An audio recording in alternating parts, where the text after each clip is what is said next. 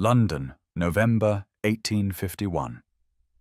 The rain fell in cold, relentless sheets against the soaring Gothic windows of St. Paul's Cathedral, each droplet trailing down the ancient glass like tears the living were too proper to shed. Inside the vast sanctuary, hundreds of mourners filled the pews, their black attire creating a sea of somber fabric that stretched beneath the magnificent dome, while the scent of funeral lilies hung thick in the air, cloying and sweet, a fragrance that would forever after make Catherine Ashworth's stomach turn. She stood in the front pew, perfectly still in her widow's weeds, the heavy black bombazine gown restrictive around her ribs, the thick veil obscuring her face like a shroud for the living.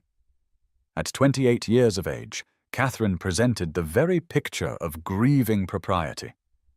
Her gloved hands clasped around a black-bound prayer book, her posture impeccable despite the weight of the elaborate mourning costume that seemed designed to punish the wearer as much as honor the dead. The bishop's voice echoed through the cavernous space, speaking of Lord Edmund Ashworth's virtue, his service to the crown, his distinguished lineage, each word landing on Catherine's shoulders like another stone in an already unbearable burden.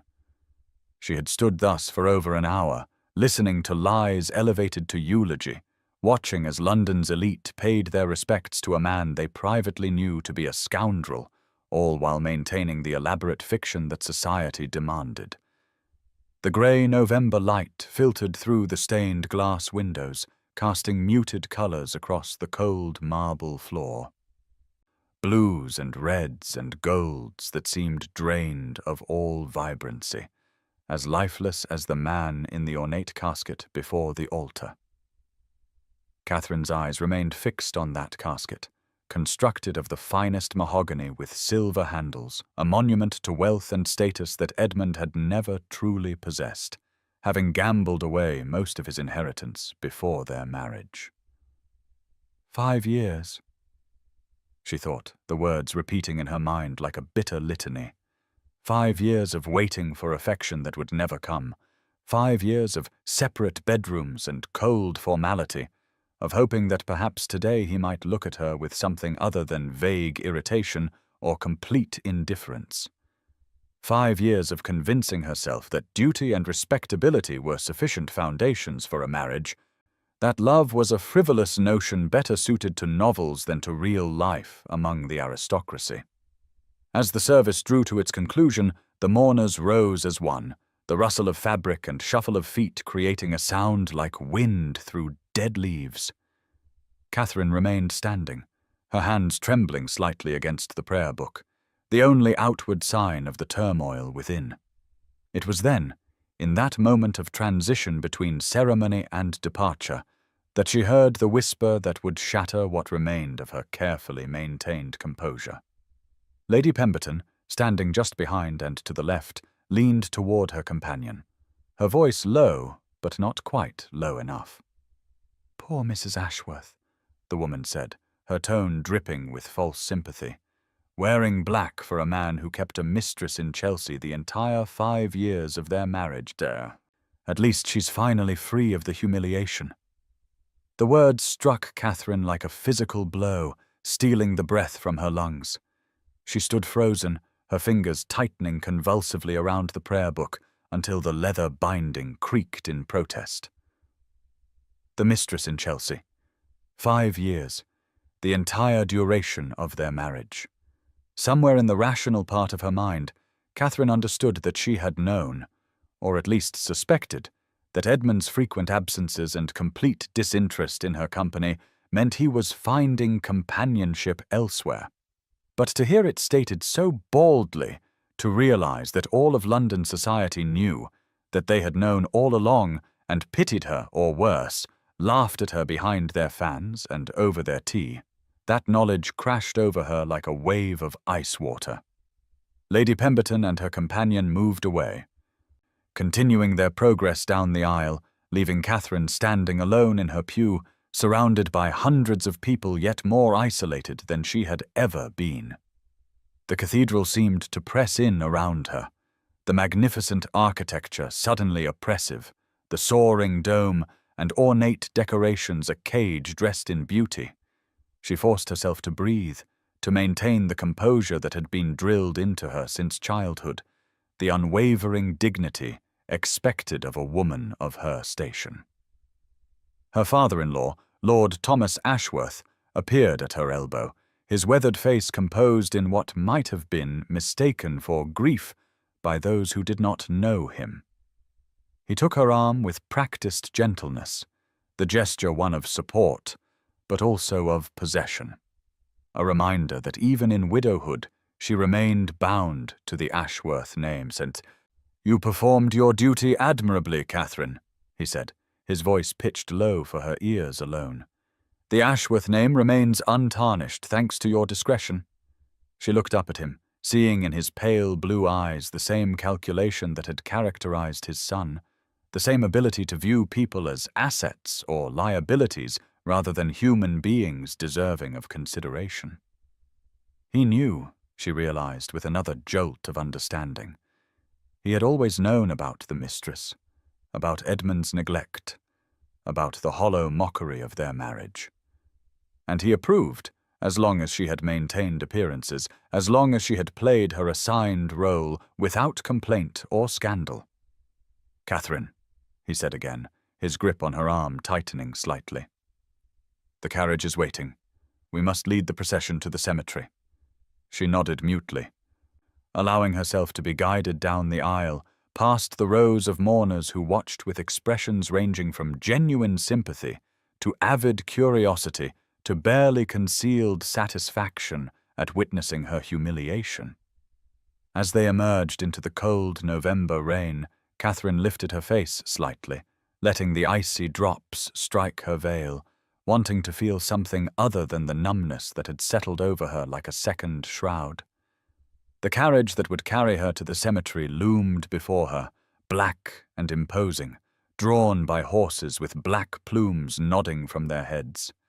She was handed inside by footmen whose faces she could not see through her veil, settling onto the black velvet cushions in the dim interior that smelled of expensive leather and decay. As the carriage lurched into motion, Catherine finally allowed her rigid posture to collapse, her shoulders curving forward as if under an unbearable weight. Through the rain-streaked window, she watched the grey streets of London pass by, the respectable townhouses and fashionable squares where she had lived her entire life, suddenly foreign and hostile. She had been raised to be the perfect gentleman's wife, educated in music and watercolors and French, trained in household management and the subtle arts of social navigation.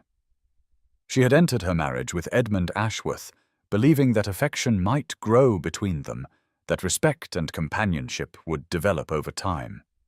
Instead, she had spent 5 years as little more than an ornament, displayed when necessary to maintain appearances, otherwise ignored and forgotten. "You were merely an ornament to preserve reputation," she thought, finally allowing herself to acknowledge the truth she had been avoiding.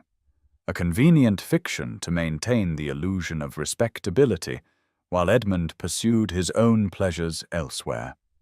The rain continued to fall as the funeral procession wound through London toward the cemetery, and Catherine sat alone in the darkness of the carriage, wearing black for a husband who had never loved her, grieving not for the man she had lost, but for the 5 years of her life she would never recover, for the girl she had been who believed duty and propriety would somehow be enough. 3 months had passed since Edmund's funeral, and Catherine Ashworth found herself imprisoned in a tomb of her own making, or rather, one that society and the Ashworth family had constructed around her with ruthless efficiency. February 1852 brought bitter cold to London, frost etching delicate patterns on the windows of Ashworth House, the modest townhouse in Bloomsbury that had been part of her marriage settlement and now served as her cage. Her private sitting room had been transformed into a shrine to grief she did not feel, every surface draped in black crepe that absorbed what little winter light managed to penetrate the heavy curtains. The mirrors had been covered according to custom, reflecting nothing, as if even her own image was too vivid for the performance of mourning. Black fabric shrouded the furniture, black ribbons adorned the picture frames, and even the clock on the mantelpiece had been stopped at the hour of Edmund's death, freezing time in that moment, as if she too had ceased to exist as anything other than a monument to loss. The house itself seemed to hold its breath, sounds muted and distant, footsteps on the stairs dulled by black runners, voices in the hallway reduced to whispers. Catherine sat in a high-backed chair near the inadequate fire, for even the flames seemed diminished in this atmosphere of enforced gloom, her black bombazine gown rustling stiffly as she shifted position. The mourning costume was no less restrictive than the one she had worn at the funeral, the corset laced tight beneath layers of black silk and wool, the high collar seeming to choke her, the heavy skirts weighing her down as if grief itself had physical mass. She was permitted no relief from this uniform of widowhood, no touch of white at the collar or cuffs, no jewelry save her wedding ring and a mourning brooch containing a lock of Edmund's hair that she wore only when expecting visitors from the Ashworth family. Those visits came with depressing regularity, Lord Thomas and his sister appearing weekly to ensure Catherine was maintaining proper standards of grief, speaking in hushed tones about duty and family honour, reminding her that a full year of deep mourning was expected before she could even consider half-mournings, greys and lavenders. The topic of her future was never directly addressed, but she understood the unspoken expectation that she would remain forever attached to the Ashworth name, a perpetual widow whose only purpose was to reflect well upon her late husband's memory. This particular afternoon, Catherine had finally summoned the courage to sort through Edmund's personal effects, a task she had been putting off since his death. His solicitor had delivered several boxes of papers and belongings, assuring her that anything of real value had already been catalogued for the estate. These were merely personal items of no monetary significance. She had asked her maid Mary to bring the boxes to her sitting room, needing privacy for what felt like a final reckoning with the man she had married. Mary, who had been with Catherine since before her marriage, had given her a long, knowing look before withdrawing, understanding as she always did what Catherine could not speak aloud. Now Catherine sat before 3 wooden boxes, her hands trembling slightly as she lifted the lid of the first. Inside lay the detritus of Edmund's life. Calling cards and invitations, racing forms and gambling chits, a silver flask engraved with his initials, a collection of cheap novels of the sensational variety. Nothing of substance, nothing that spoke to who he had been beyond the superficial. The second box contained more of the same, along with a miniature portrait of a woman Catherine did not recognize, beautiful and dark-haired, her expression knowing in a way that made Catherine's stomach tighten. She set the miniature aside and reached for the third box, smaller than the others, containing what appeared to be correspondence.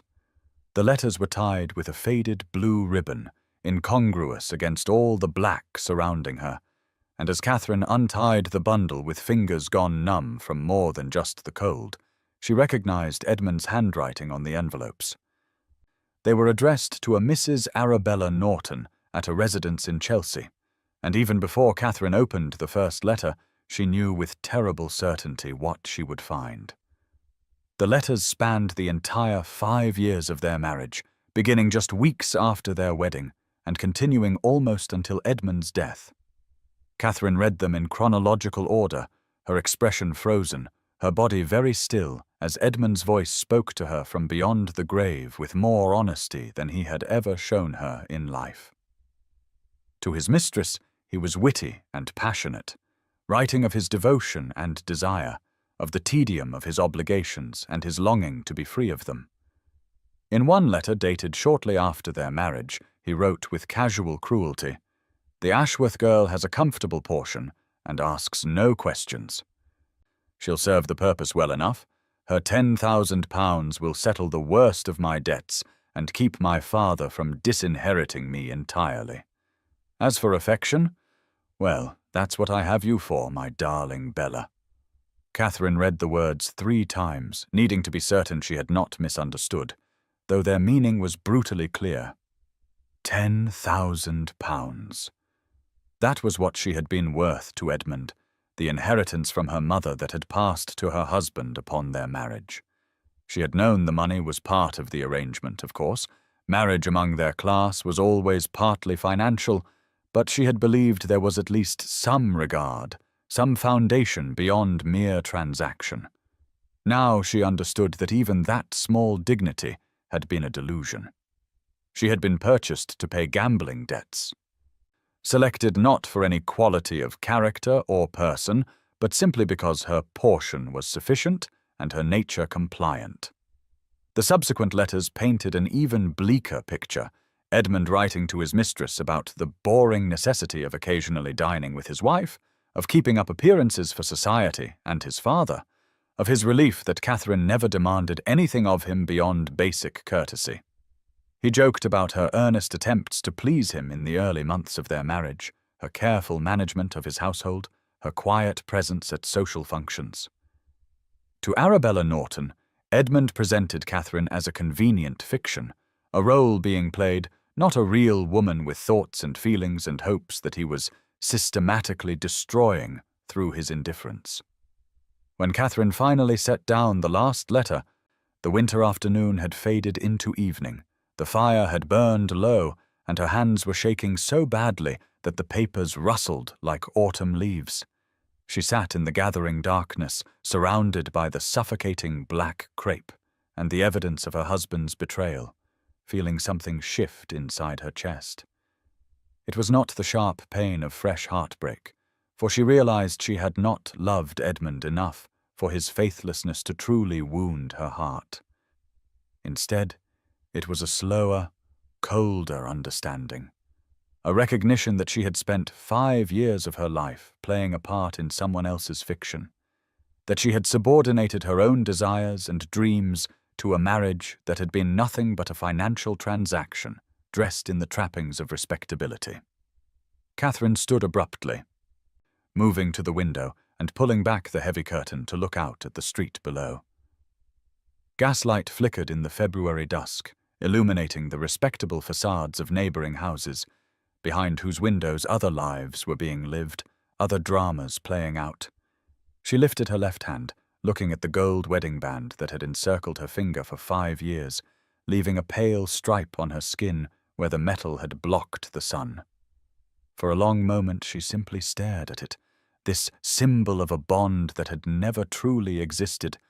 Then, with a decisive motion, she twisted it off her finger for the first time since Edmund had placed it there. The ring came away easily, as if it too recognized it no longer belonged, and Catherine held it in her palm, feeling its weight, so light for something that had been such a burden as the mark it left on her finger was stark, a band of pale skin that would fade in time, but for now stood as evidence of what she had endured. She heard a soft knock at the door, and Mary entered with a tea tray, her practical face showing concern as she took in the scattered letters and Catherine's rigid posture by the window. The maid set down the tray and came to stand beside her mistress, not speaking, simply offering silent companionship. "You've served your time, ma'am," Mary said finally, her voice gentle but firm. Any more mourning would be for a ghost that never existed. Catherine turned to look at her maid, this woman who had witnessed her marriage from its hopeful beginning to its hollow end, and felt tears prick her eyes for the first time since the funeral. What does a woman do, Mary, when she discovers she's grieving a fiction? The question hung in the air between them, unanswerable and terrible. Mary reached out and squeezed Catherine's hand, a breach of propriety that spoke to the affection between them. "You stop grieving the fiction, ma'am, and start living the truth, whatever that might be." That evening, after Mary had withdrawn and Catherine was alone again in her black-draped prison, she did something she had not permitted herself in the 3 months since Edmund's death. She went to the bookshelf hidden behind a panel in the wall, a small collection of novels that she had accumulated over the years, stories that were considered too passionate, too unconventional for proper young ladies. Edmund had never known about this collection, had never cared enough about her private hours to inquire how she spent them. Now Catherine selected a worn copy of Jane Eyre, a story of a woman who refused to accept the limitations placed upon her, who demanded to be seen and valued for who she truly was. She settled into her chair, pulled a shawl around her shoulders against the cold that seemed to emanate from the very walls, and began to read by the light of a single candle. Outside, winter rain began to fall, tapping against the windows like fingers seeking entrance, and somewhere in the distance a clock chimed the hour. But in her chair, surrounded by the trappings of false grief, Catherine felt the first stirrings of something she had not experienced in 5 years, perhaps longer. It was not happiness, not yet, but it was awareness, a recognition that the prison in which she sat had no real bars.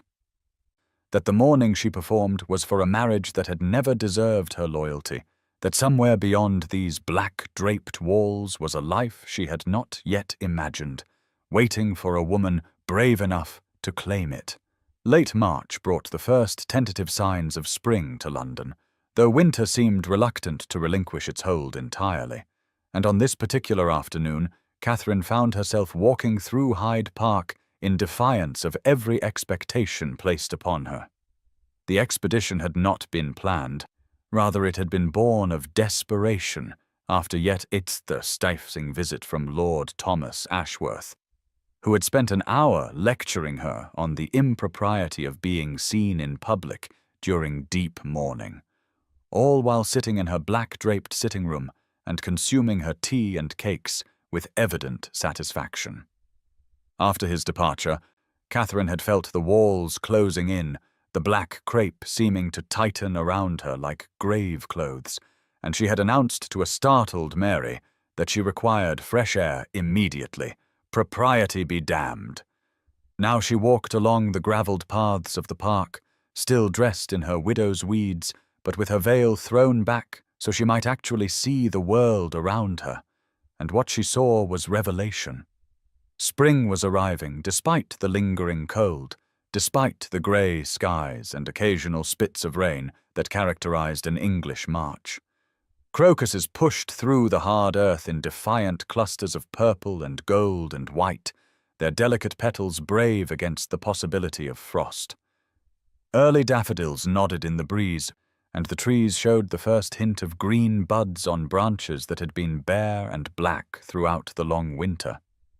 Catherine had not realized how starved she had been for color, for life, until this moment when even the pale spring sunshine seemed almost painfully bright after months in dimly lit rooms.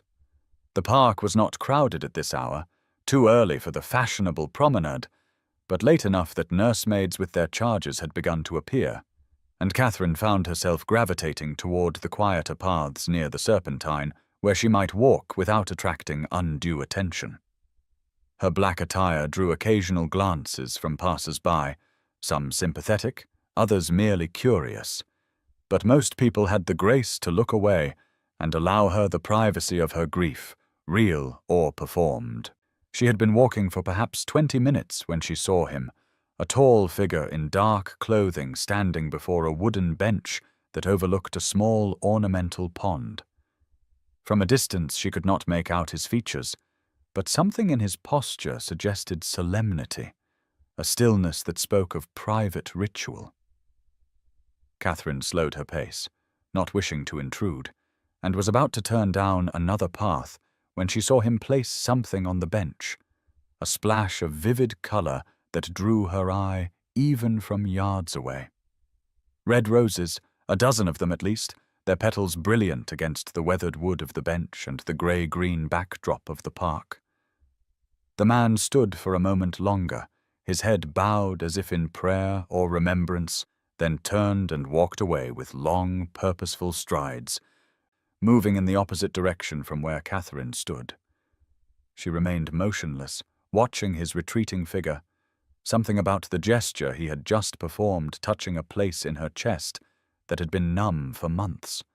There was such tenderness in it, such private devotion, the act of a man who loved deeply and remembered faithfully. Without quite deciding to do so, Catherine found herself walking toward the bench, drawn by those impossible roses, their color so saturated and alive that they seemed to pulse with vitality against the muted tones of early spring. As she drew closer, she saw there was a small card tucked among the stems, and though she knew it was terribly improper to read what was clearly a private message, she could not resist leaning down to see what it said. The handwriting was bold and masculine, the ink black against cream-colored cardstock, and the message was brief but achingly sincere. For my beloved Margaret, who loved this spot. You are not forgotten. It was signed simply with the letter A. Catherine straightened, feeling as though she had glimpsed something sacred, an expression of the kind of love she had once believed existed only in novels. The roses seemed to glow in the weak sunlight that had begun to break through the clouds, each petal perfect, clearly chosen with care from a hothouse where such blooms were cultivated at great expense. This was no casual gesture, but a deliberate act of remembrance, and Catherine felt tears prick her eyes, moved by the beauty of devotion that persisted beyond death. She was so absorbed in her thoughts that she did not hear the footsteps on the gravel path behind her until a voice spoke, startling her badly. "Forgive me," the voice said, deep and cultured with a note of surprise. "I did not expect anyone to be here." Catherine turned quickly, her heart hammering, and found herself facing the man she had seen moments before, now returned and standing just a few feet away. He was perhaps in his mid-30s, tall and broad-shouldered with dark hair touched with silver at the temples, his features aristocratic and severe, though not unkind. He wore black, as she did, though his attire was less ostentatiously mourning than hers, a simple black coat and trousers that might have been worn for any somber occasion. His eyes, she noticed, were a striking grey, the colour of winter skies, and they regarded her with a mixture of wariness and something else she could not quite name.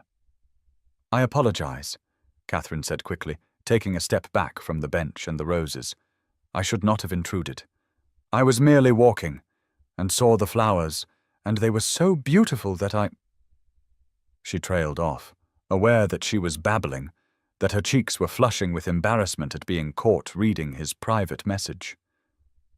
The man's expression softened slightly, and he moved forward to retrieve a pair of black leather gloves from the bench, which Catherine now realized must have been what he had returned for. "Most people rush past anything that does not concern them," he said, his tone less sharp than his words might suggest. "You are the first person I have encountered here who stopped to notice." Catherine found herself speaking before she could think better of it. "I find I notice more now. Grief has a way of making you see what others miss." The words hung between them, an admission she had not intended to make, and she saw something shift in his expression, recognition perhaps, or simple understanding. He looked at her more carefully, taking in her widow's weeds, the black veil thrown back to reveal her face, the prayer book she carried more from habit than devotion. His own features softened further, the wariness giving way to something approaching compassion. "You have suffered a loss," he said, and it was statement rather than question. "Yes." Catherine's voice was barely above a whisper. "My husband passed in November." There was a pause, during which a breeze rustled the trees around them and sent a shower of early cherry blossoms drifting across the path like snow. The man seemed to be considering something, weighing whether to continue the conversation or make his excuses and depart. Catherine found herself hoping he would stay, though she could not have explained why. The simple fact of speaking to someone who understood grief, who performed his own private rituals of remembrance, was more comfort than she had found in all the formal condolences and proper visits of the past months. "My wife passed 2 years ago," he said finally, his voice carrying a weight of emotion that he did not attempt to disguise. "They say mourning ends, but I am not certain that is true." The admission was unexpected in its honesty, and Catherine felt something in her chest loosen, a tightness she had not fully acknowledged until this moment when it began to ease. She looked at him, this stranger who was not quite a stranger, and spoke the truth she had been circling around for weeks. Perhaps mourning ends when we finally mourn the right things. He stared at her, clearly startled by the observation, and for a long moment neither of them spoke. Around them, the park continued its afternoon rhythms, children calling to each other in the distance, birds singing their territorial claims in the budding trees, the soft whisper of wind through new grass. But in the small space where they stood, there was stillness, a pocket of quiet understanding that felt almost sacred. "I am Alexander Blackwood," he said at length, offering a slight bow. "Duke of Thornfield, though I confess titles seem rather insignificant in a place like this."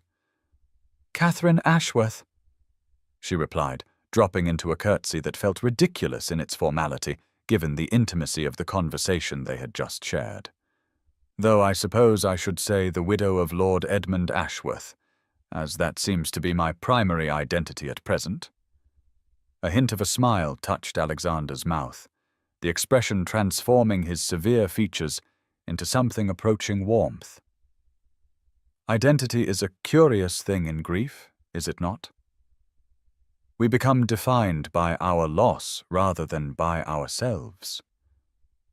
Catherine felt tears threaten again, moved by the simple understanding in his words. "Yes, exactly that. I feel sometimes as if I have ceased to exist except as a memorial to someone else." He nodded slowly, his grey eyes holding hers with an intensity that should have been uncomfortable, but instead felt steadying, anchoring. "Margaret, my wife. She loved this bench. She would sit here for hours with a book, watching the ducks on the pond and feeding them bits of bread she brought from the kitchen. The staff thought her quite mad, a duchess sitting on a public bench like a common girl, but she did not care a fig for propriety." His voice had softened with memory, and Catherine could hear the genuine affection there, the love that persisted beyond death. "She sounds wonderful," Catherine said, meaning it. To have inspired such devotion, such faithful remembrance, she must have been extraordinary.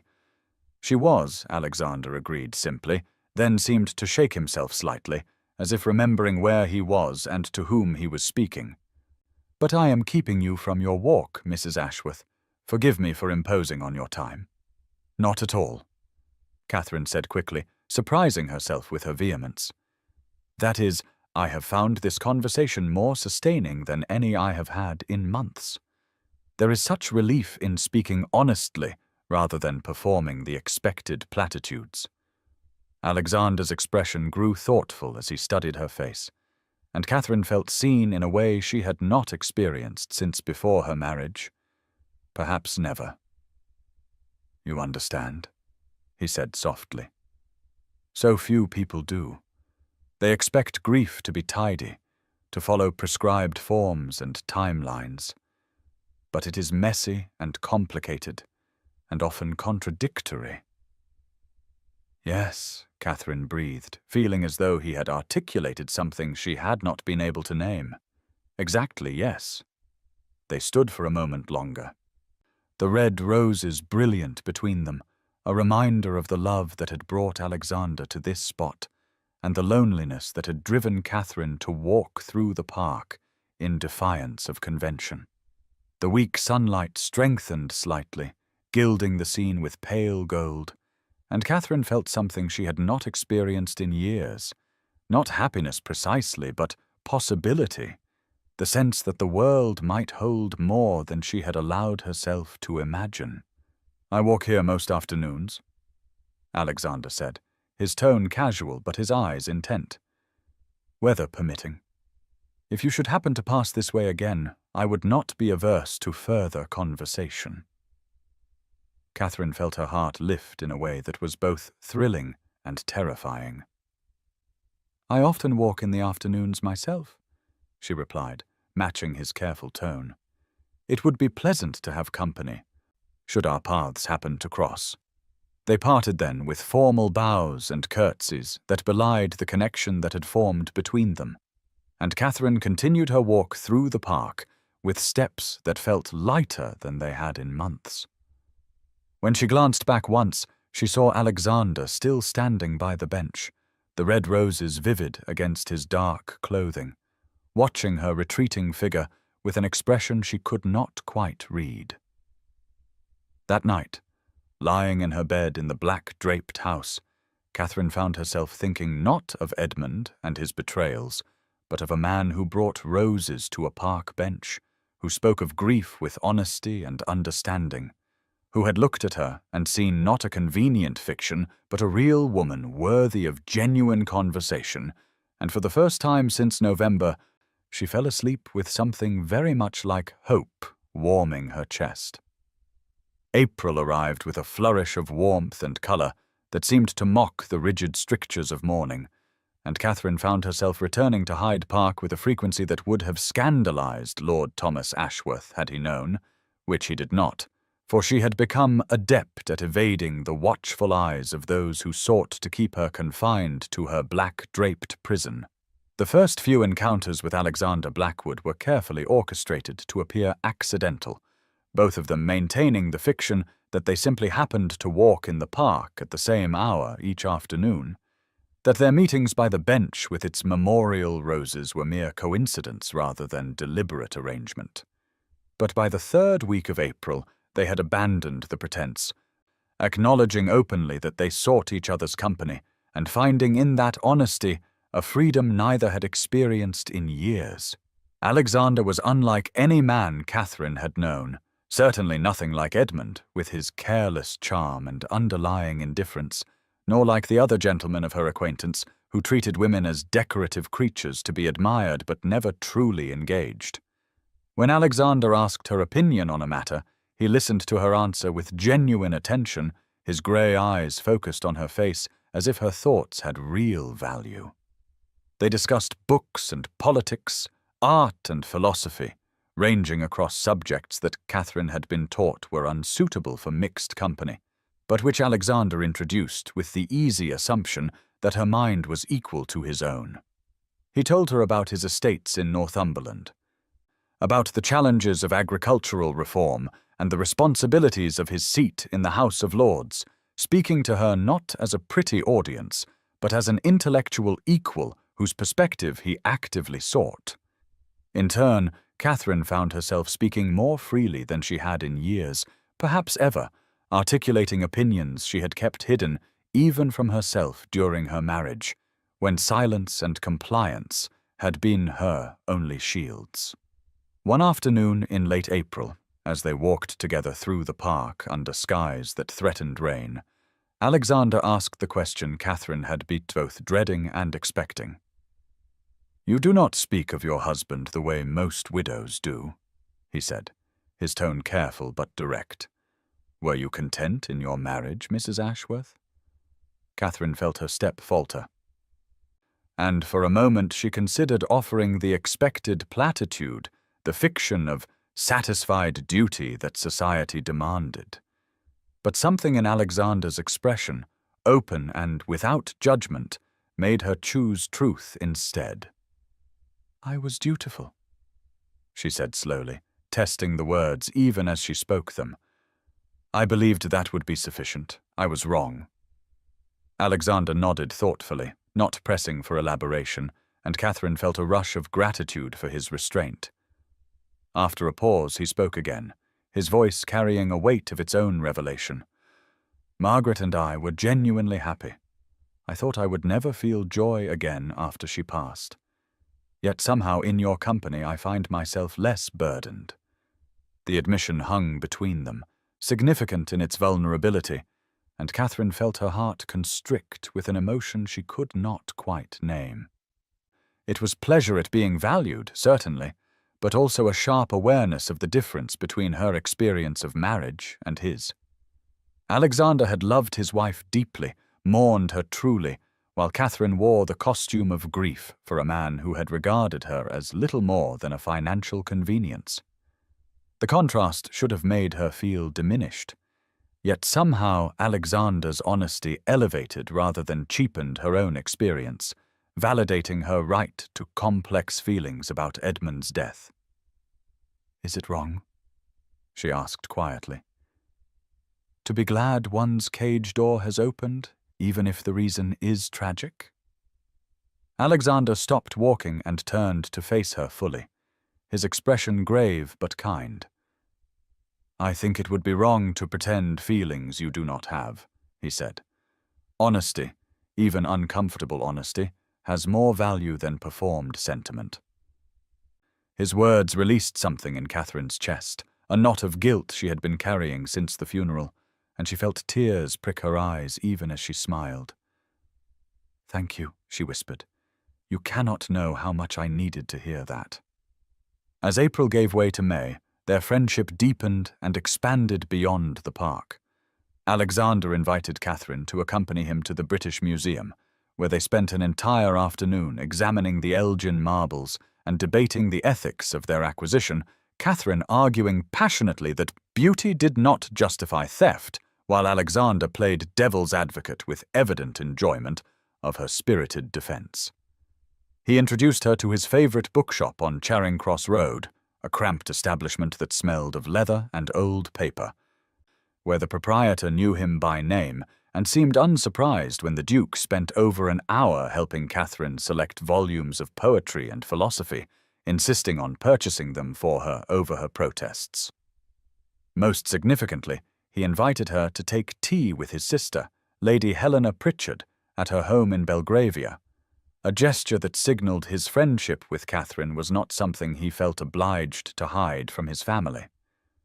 Lady Helena proved to be a revelation, a woman in her early 40s with her brother's grey eyes and a forthright manner that reminded Catherine powerfully of the novels she had been reading in secret for years, heroines who spoke their minds and refused to be constrained by convention.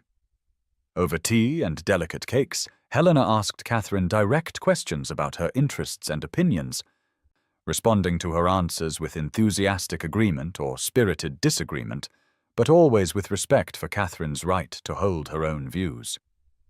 When Catherine mentioned her love of reading, Helena immediately insisted on lending her several volumes from her own library, including a scandalously progressive tract on women's education that would have given Lord Thomas Ashworth apoplexy had he known of its existence.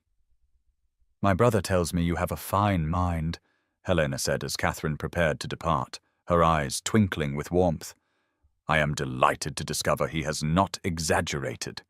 You must come again soon. We shall have such conversations." Catherine left the Pritchard residence, feeling as though she had been given a gift more precious than any material object, the validation of her own intelligence and worth by people whose opinion she had come to value deeply. Yet even as her friendship with Alexander brought her more happiness than she had known in years, Catherine was acutely aware of the whispers beginning to circulate through society. The Ashworth widow had been seen walking in Hyde Park with the Duke of Thornfield, not once, but repeatedly. They had been observed together at the British Museum, their conversation so animated as to border on improper. Lady Pemberton, who seemed to take particular interest in Catherine's activities, made sure to mention at every opportunity that two people in mourning ought to maintain more rigid isolation, that such public friendship suggested a lack of proper feeling. The criticism stung, not because Catherine believed it justified, but because she knew the power of social censure to destroy a woman's reputation and prospects. Mary, her loyal maid, reported the gossip faithfully, her expression worried as she helped Catherine dress each morning. "They are saying terrible things, ma'am," Mary said one morning in early May. that you are disrespecting Lord Edmund's memory, that the Duke is taking advantage of your vulnerable state. Let them say what they wish." Catherine replied with more confidence than she felt.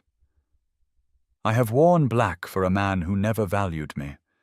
I will not also sacrifice the first genuine friendship I have known to appease the judgment of hypocrites." But her words were braver than her heart, and that afternoon when she met Alexander in the park, she found herself voicing her concerns.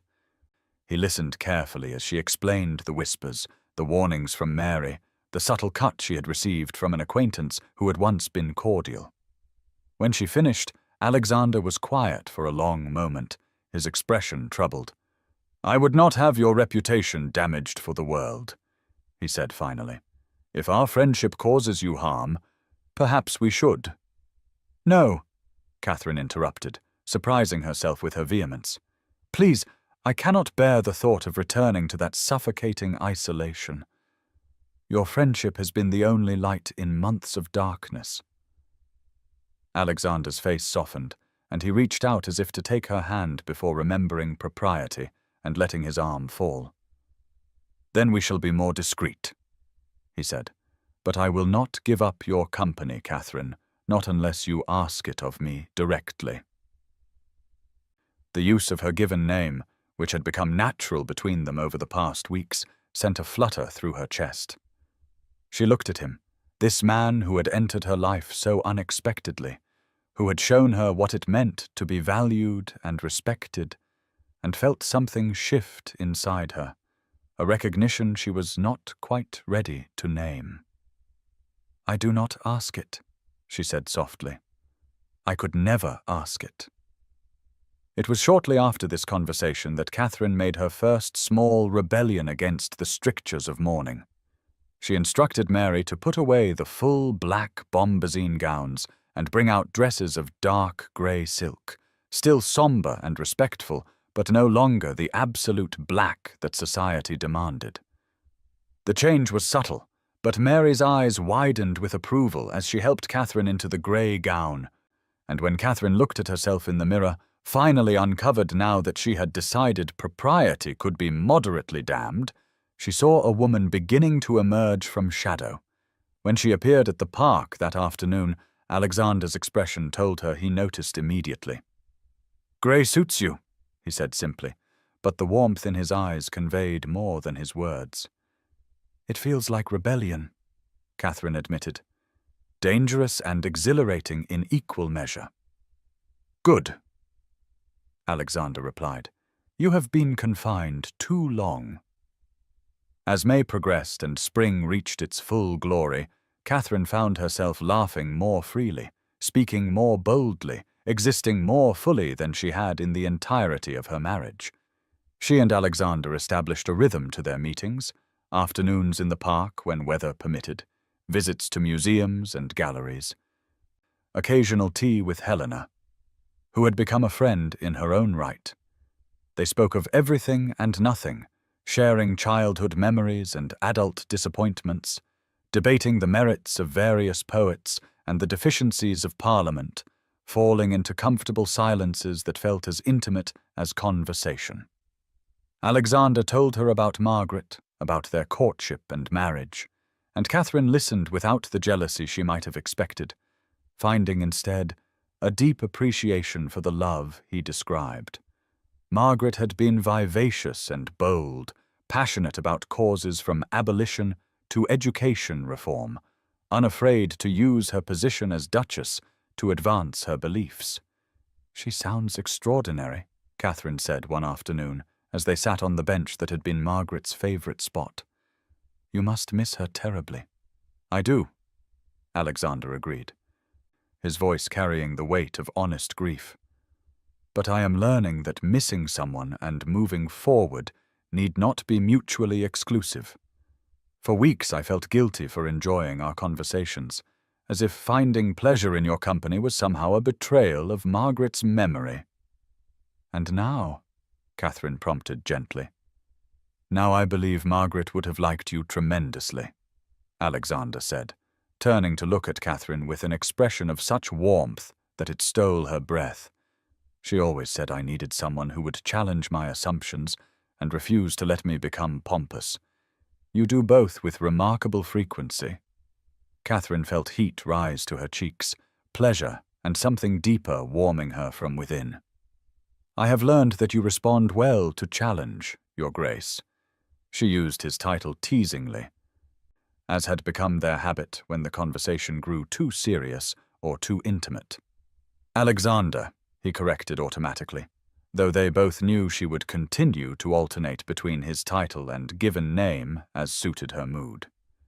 And yes, I find I do respond well to challenge, particularly from a woman whose intelligence I have come to admire profoundly. The moment stretched between them, weighted with meaning neither was quite ready to articulate, and then Alexander stood abruptly, offering his hand to help Catherine rise.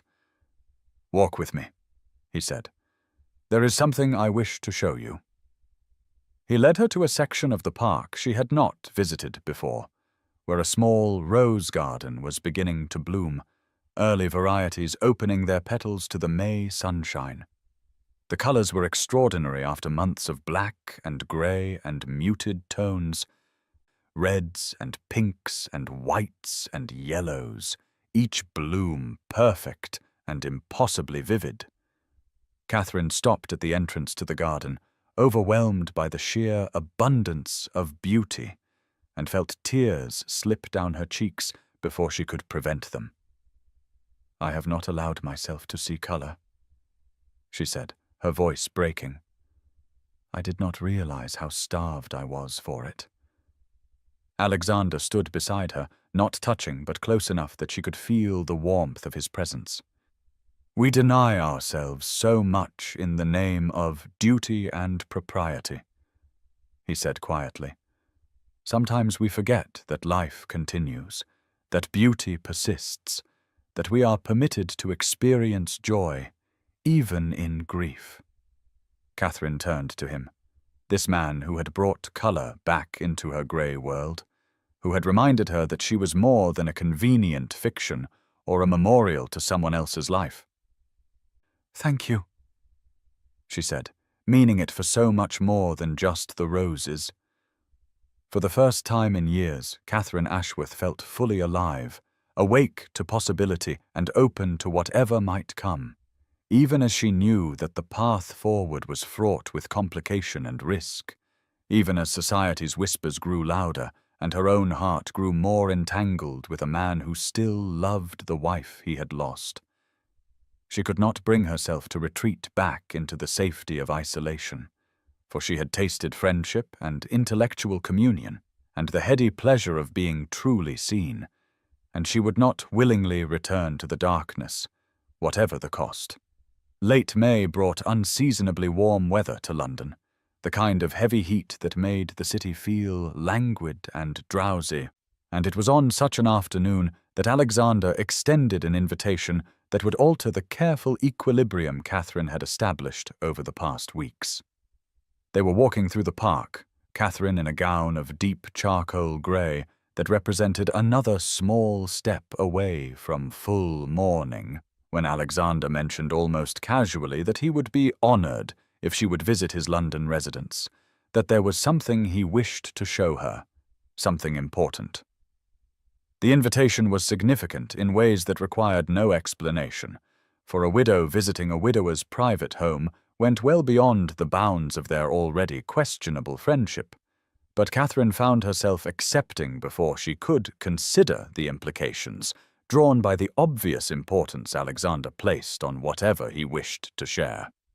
The following afternoon, she arrived at the imposing townhouse in Mayfair that served as the Duke of Thornfield's London seat, her heart beating uncomfortably fast beneath her corset as a footman ushered her into an entrance hall of breathtaking grandeur. Marble columns soared toward a painted ceiling depicting some classical scene. A magnificent staircase curved upward in a sweep of polished mahogany. And everywhere Catherine looked, she saw evidence of wealth and taste that made her own modest circumstances seem almost shabby by comparison.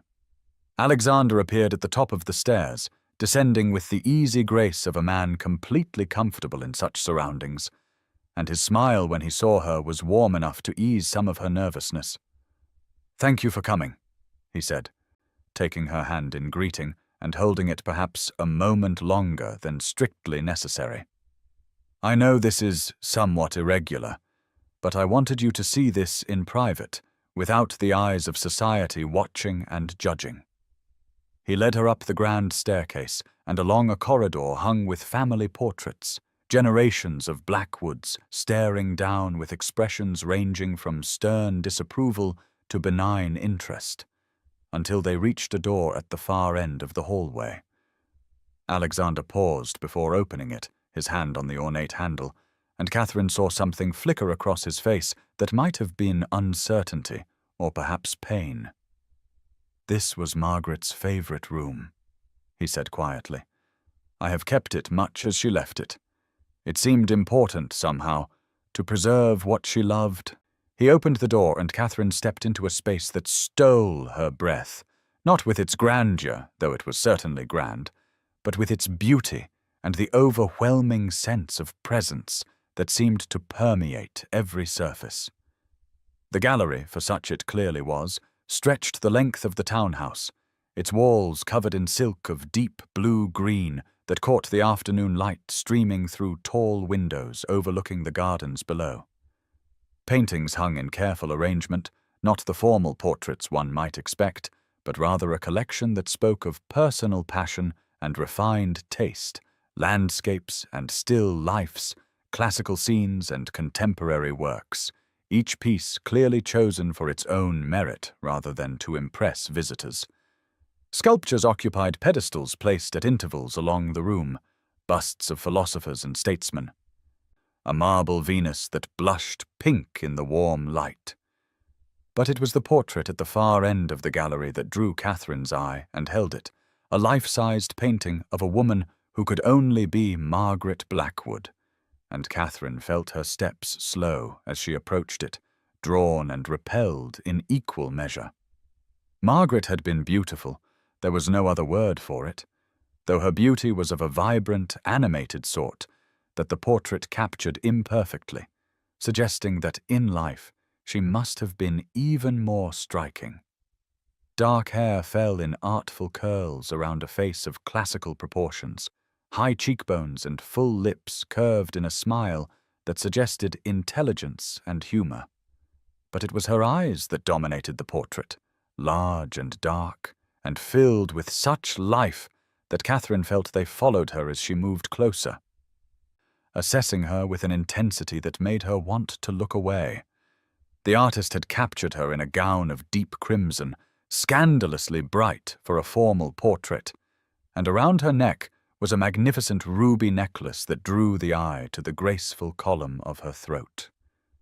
She stood in a garden, roses blooming extravagantly around her, one hand extended as if offering a bloom to the viewer, and the whole composition radiated warmth and vitality and confidence. This was a woman who had known her own worth, who had moved through the world secure in her beauty and position, and the love of those around her. Catherine felt something cold and hard settle in her stomach as she stared at the portrait. A recognition that was both revelation and devastation. She had been falling in love with Alexander Blackwood, she realized with painful clarity. Perhaps had been since that first meeting in the park when he had shown her kindness and understanding. Certainly had been during the weeks of friendship that had opened her world and shown her what genuine companionship could be. But standing before this portrait, seeing the evidence of Margaret's extraordinary presence, Catherine understood with crushing certainty that she could never compete with such a memory. How could she, plain Catherine Ashworth, who had been deemed adequate for a gambling wastrel but nothing more, how could she possibly measure against a woman who had been duchess and beauty and force of nature all combined? Alexander came to stand beside her, his eyes on the portrait with an expression Catherine recognized as love, pure and undiluted by time or loss. and when he spoke his voice carried such reverence that it felt like a knife to her heart. "She had the most extraordinary spirit," he said softly. "Fearless, passionate about life. She cared nothing for what others thought if she believed a cause was just. The ruby necklace in the portrait, she wore it to a state dinner, and scandalized half the court because she had sold the matching bracelet and earrings to fund a school for working-class girls. The Queen was not amused, but Margaret simply laughed and said if Her Majesty wished to fund education herself, Margaret would happily wear the complete set next time." His voice held such affection, such pride in her audacity, that Catherine felt tears prick her eyes. "She sounds remarkable," she managed, her own voice sounding thin and strained to her ears. "You were fortunate to have such a love." "Few people ever experience it." Alexander nodded, still gazing at the portrait as if seeing not paint and canvas, but the living woman. "I was a better man because of her," he said. "She challenged me constantly, refused to let me hide behind my title or privilege. She believed the aristocracy had obligations that went beyond maintaining estates and attending Parliament, that we had a duty to use our positions to improve the lives of those less fortunate. Half my friends thought her dangerously radical, but I think she may have been simply ahead of her time." Catherine felt something breaking inside her chest, fracturing into pieces that she knew would never quite fit back together correctly. This was what Alexander had loved, what he continued to love even 2 years after Margaret's death. And how could Catherine's quiet intelligence and careful opinions possibly compare to such vibrant conviction? She was no beauty, had no great causes that fired her passion, possessed no fortune or position that might make her valuable beyond her own modest person. She was simply a woman who had been unloved by her husband, and was now, she realized, doomed to love a man who had already given his heart away completely and irretrievably. "I should go," Catherine said abruptly, the words tumbling out before she could stop them. "I have stayed too long. It is not proper."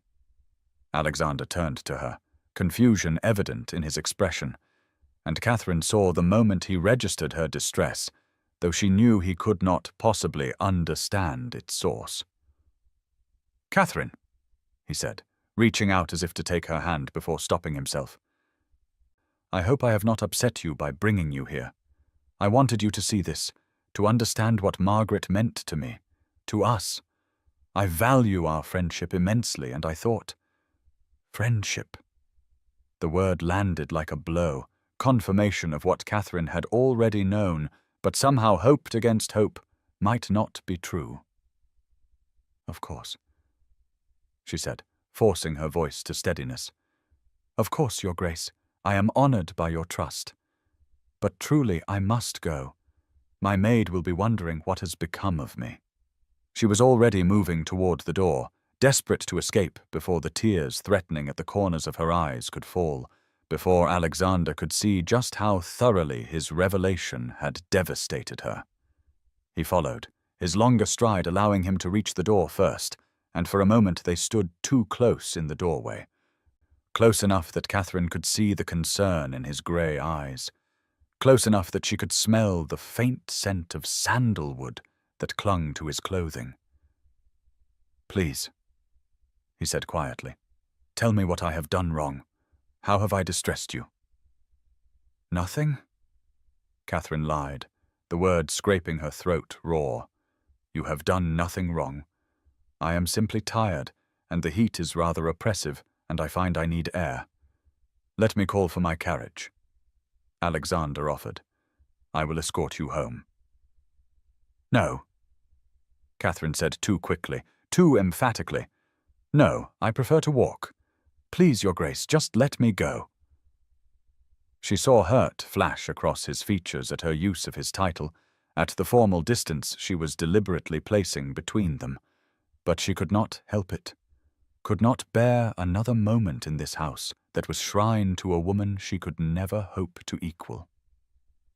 Alexander stepped back, allowing her passage, and Catherine fled down the corridor and the grand staircase, barely pausing to collect her bonnet and gloves from the footman before escaping into the street.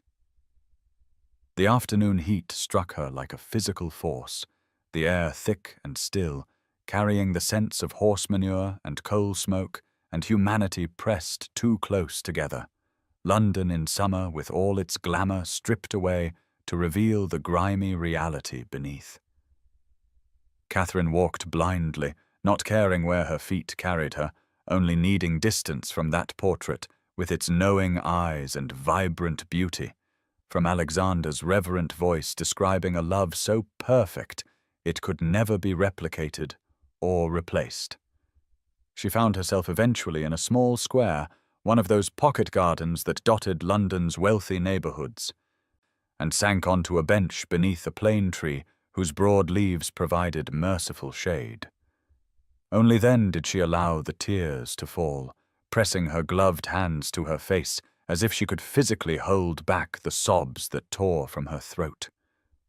What had she expected, she asked herself bitterly, that a man who had loved so deeply, so completely, would somehow transfer that devotion to her, plain Catherine, who brought nothing extraordinary to the table beyond a willingness to listen and a modest education.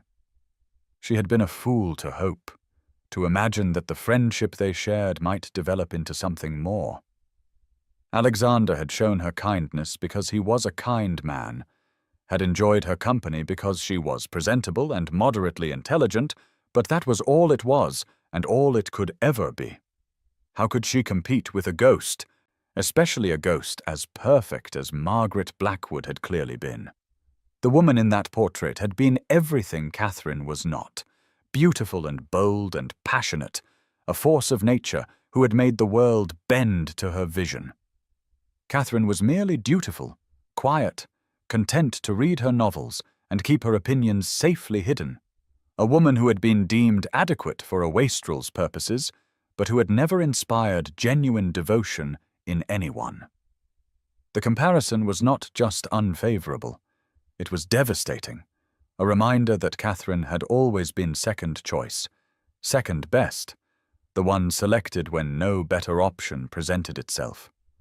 She sat in that small garden for over an hour, until the tears finally stopped, and the sun began its descent toward evening. Until she felt empty and hollowed out, but at least capable of returning home without completely falling apart. When she finally rose and made her way back to Ashworth House, Mary took one look at her face and asked no questions, simply helped her out of her grey gown and into a loose wrapper, brought her tea that Catherine did not drink, and sat quietly in the corner doing needlework, while Catherine lay on her bed staring at the ceiling. That evening, a note arrived from Alexander, his handwriting bold on cream-coloured paper.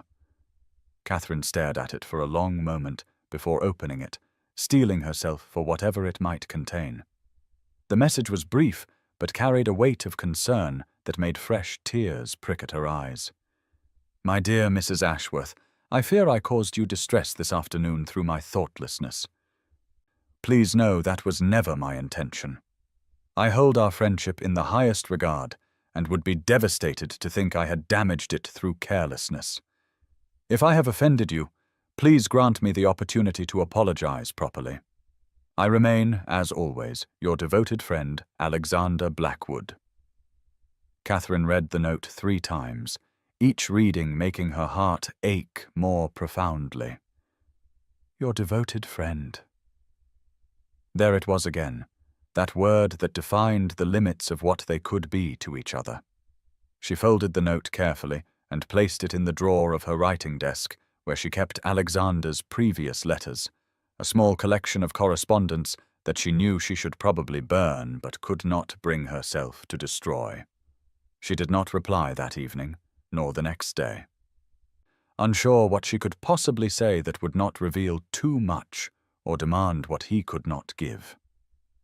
And so began Catherine's withdrawal, a pulling back from the friendship that had come to mean everything to her, a retreat into the safety of isolation, where her heart might at least be protected from further damage, even if it meant surrendering the only joy she had known in years. She told herself it was necessary, that continuing to see Alexander would only deepen her attachment to a man who could never return her feelings, that it was better to end things now before she became so entangled that escape would be impossible. But even as she made these rational arguments to herself, Catherine felt the walls of her black-draped prison closing in once more, the color draining from her world as surely as if spring had reversed itself and winter returned. And she mourned not for Edmund, who had never deserved her grief, but for Alexander, who had shown her what life could be, and whom she now had to release, for both their sakes, even if it broke her heart completely in the process. June arrived with a brilliance that seemed almost cruel in its beauty, the kind of perfect summer weather that London so rarely enjoyed, days of cloudless blue skies and warm breezes that carried the scent of roses from every garden. And Catherine Ashworth retreated from it all as if the sunshine itself was an accusation. The sitting room that she had begun to brighten over the past weeks, removing some of the oppressive black crepe and allowing light to filter through partially opened curtains, was once again shrouded in darkness, the mirrors recovered, the windows draped, every surface that had begun to show color now muted beneath layers of mourning fabric. She had instructed Mary to pack away the grey gowns, those small rebellions against convention that had marked her emergence from grief's prison, and return the full black bombazine to her wardrobe, each heavy dress a punishment she felt she deserved for the sin of hoping, of imagining that she might be worthy of something more than duty and obligation. The transformation back to strict mourning had taken only a day, but the emotional retreat had begun the moment she fled Alexander's gallery, running from the portrait of a woman so perfect that even death could not diminish her hold on the man Catherine loved. For she did love him, Catherine acknowledged in the privacy of her darkened room, loved him with an intensity that frightened her precisely because it was so different from anything she had felt for Edmund. What she felt for Alexander was not the resigned acceptance of a contractual arrangement, but rather a deep recognition of kindred spirits, an appreciation for his intelligence and kindness, a longing for his company that had become as necessary as breathing. And that was precisely why she had to end it, had to withdraw before her feelings grew so entangled that extraction would be impossible. Better to bury herself now, to return to the safe numbness of mourning, than to stand forever in the shadow of Margaret Blackwood, comparing herself to a ghost and finding herself inevitably wanting. The first note from Alexander arrived the morning after her visit to his gallery, delivered by a footman in Thornfield livery who waited expectantly for a reply that Catherine could not bring herself to write. She held the cream-coloured envelope in her hands for a long time, feeling its weight, knowing that opening it would only make her resolution harder to maintain. Finally, she broke the seal and read his words, his concern evident in every carefully chosen phrase, his confusion palpable, his desire to make amends for an offence he did not understand, and which Catherine could not explain touching her, even as it deepened her pain. She placed the letter in her desk drawer unopened and did not reply. A second note arrived the following day, then a third, each one growing slightly more desperate in tone, though still maintaining the careful courtesy that characterized all of Alexander's communications. He begged for the opportunity to see her, to understand what he had done wrong, to repair whatever breach had opened between them. He spoke of missing their conversations, of the park bench that seemed empty without her presence, of his sister Helena, who had asked after her with genuine concern. Each letter was a knife to Catherine's heart, but she steeled herself against the pain and left them all unanswered, knowing that any response would weaken her resolve. that hearing his voice or seeing his face would shatter the fragile walls she was building around her wounded heart. Mary watched these proceedings with increasing distress, her normally cheerful face drawn with worry as she helped Catherine dress each morning in the hated black gowns, as she served tea that went untouched, as she picked up the unopened letters that accumulated on Catherine's writing desk like accusations. For nearly a week, the maid held her tongue, but finally, on a morning when Catherine had refused to eat breakfast and sat staring blankly at the covered windows, Mary's composure broke. "Ma'am," she said, her voice sharp enough to cut through Catherine's fog of misery. "Begging your pardon, but you are burying yourself alive just when you had found a reason to live." Catherine turned slowly to look at her maid, this woman who had been her only true companion through 5 years of loveless marriage and 3 months of false mourning, and felt her carefully maintained composure crack slightly. "You do not understand, Mary," she said, her voice hollow. "You cannot understand." "Then explain it to me," Mary challenged, her hands on her hips, in a posture that would have been insubordinate from any other servant, but which Catherine recognized as genuine concern. "Explain why you are throwing away your happiness, why you refuse to see a gentleman who clearly values you, why you have returned to this tomb when you are finally beginning to live." Catherine felt tears prick her eyes, hot and insistent, and she blinked them back with effort. "Better to bury myself than to stand in the shadow of a dead woman for the rest of my life," she said, the words tearing from her throat like broken glass. "Better this loneliness than the agony of loving someone who can never love me in return, who has already given his heart so completely to another that there is nothing left for anyone else." Understanding dawned in Mary's eyes, followed by a sympathy that was somehow worse than judgment would have been. "Oh, ma'am," she said softly, "you have fallen in love with the Duke." It was not a question, and Catherine saw no point in denying what had become painfully obvious. "Yes," she whispered. "God help me, yes. And he loves his wife, his perfect, beautiful, passionate wife, who was everything I am not and can never be. How can I compete with a memory, Mary? How can I stand beside him knowing I am second choice, knowing he sees me only as a friend because I am here and she is not?"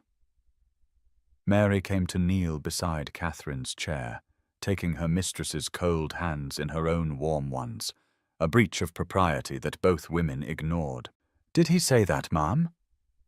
Mary asked gently. "Did the Duke tell you that you were second choice, that he could never care for you?" "No," Catherine admitted. "But I saw the portrait, Mary. I saw how he looked at her painting, heard how he spoke of her. She was extraordinary, and I am merely ordinary. I cannot ask him to settle for less than what he had." "You are not less," Mary said fiercely. "You are different, and there is no shame in that. Perhaps the Duke needs different. Perhaps he needs someone who understands quiet strength rather than loud passion, someone who has survived her own trials and emerged with grace intact." But Catherine shook her head, unable to accept comfort that felt like false hope. "You are kind, but you did not see. You did not hear the reverence in his voice. He will love her forever. And I cannot bear to be a poor substitute, a placeholder for a ghost." The days that followed were among the darkest Catherine could remember, worse in some ways than the immediate aftermath of Edmund's death, because then she had been numb, protected by shock and the absence of real grief. Now she felt everything with excruciating clarity, the loss of Alexander's friendship like an amputation, a phantom pain that persisted even though she knew the limb was gone. She stopped going to the park entirely, afraid of accidentally encountering him, afraid that her resolve would crumble at the sight of his face. She refused all social invitations, the few that came to a woman in mourning, and spent her days in the darkened sitting room reading the same pages of books without comprehending a single word. The house, which had briefly felt less oppressive during her weeks of friendship with Alexander, closed around her once more like a coffin, and Catherine felt herself disappearing into it, becoming nothing more than a shadow in black, a ghost haunting her own life. Alexander's letters continued to arrive with painful regularity, and Catherine made herself read each one, even though doing so felt like pressing on a bruise, needing to feel the pain as penance for her foolishness. His confusion gave way to concern, his concern to something that read almost like anguish, though Catherine told herself she was imagining the depth of feeling she wanted to see in his carefully chosen words. One letter in particular nearly broke her resolve entirely, arriving nearly 2 weeks into her self-imposed isolation. "My dear Catherine," it began, abandoning the formal Mrs. Ashworth he had used in previous correspondence. "If I have offended you, please grant me the opportunity to make amends. Your absence leaves a void I cannot adequately express. I find myself walking in the park each afternoon, hoping against hope that I might encounter you, that I might have the chance to understand what has driven you away. Helena asks after you constantly, worried that some illness has befallen you. I confess I share her concern, for the woman I knew would not retreat without cause. Whatever I have done, whatever thoughtless word or deed has caused this breach between us, please know that it was unintentional, and that I would do anything in my power to repair it. Our friendship has come to mean more to me than I have the words to express, and its loss leaves me profoundly diminished. I remain, always yours in devoted friendship, Alexander." Catherine read the letter until she had memorized every word, until the paper was soft from handling, and still she could not bring herself to reply. "Devoted friendship," he wrote, and those 2 words were both balm and poison, offering the comfort of his regard while simultaneously making clear the limits of what he could give. She wanted more than friendship, needed more, and accepting less would be a slow torture that would eventually destroy whatever remained of her spirit. Better a clean break now than a lingering death of hope deferred and love unreturned. Outside her windows, summer blazed in full glory, the longest days of the year bringing light that persisted well into evening. But inside Catherine's sitting room, it might as well have been the depths of winter. The flowers that Alexander had sent during their friendship, bright arrangements that Mary had placed throughout the room, had long since wilted and been removed, leaving only empty vases as reminders of what had been lost. The books he had given her, volumes of poetry and philosophy carefully selected to match her interests, sat unread on the shelf, too painful to look at and too precious to discard. The grey gowns hung in her wardrobe like abandoned dreams, and Catherine found herself sometimes standing before them in the darkness, running her fingers over the soft fabric and remembering the woman she had briefly been, alive and engaged and open to possibility. Mary tried various strategies to draw Catherine out of her self-imposed exile, suggesting walks in the early morning when the park would be empty, proposing visits to museums or galleries at times when they were unlikely to encounter anyone of consequence, even offering to arrange tea with Lady Helena, who had sent several concerned notes of her own. But Catherine refused it all, terrified that any crack in her armor would lead to complete collapse, that she would find herself running back to Alexander and begging for whatever scraps of affection he might be willing to offer, dignity and self-preservation be damned. She knew herself well enough to understand that her resolve was finite, that given enough temptation she would abandon her principles and accept friendship when what she wanted was love, and so she avoided temptation entirely by avoiding everything and everyone connected to the brief, brilliant weeks when she had imagined a different future. As June progressed toward July, Catherine felt herself fading, becoming translucent, like the ghosts she had once read about in novels, present but not quite real, going through the motions of existence without actually living. She ate because Mary insisted, slept fitfully because her body demanded it, performed the basic functions of survival without any real investment in continuing.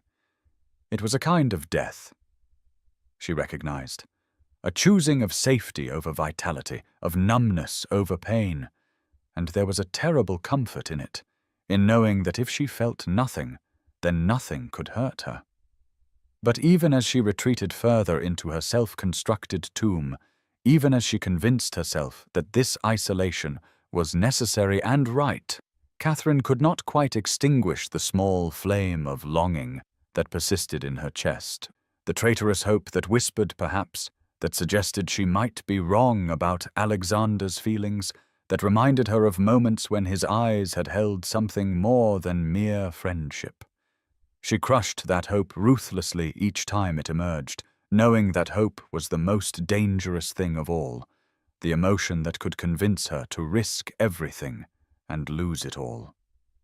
Better to be safe in her grief than destroyed by failed hope. Better to mourn what might have been than to discover with certainty that it could never be. And yet, in the darkest hours of the night, when sleep eluded her and honesty was unavoidable, Catherine acknowledged the terrible truth that Mary had tried to make her see. She was not protecting herself by withdrawing.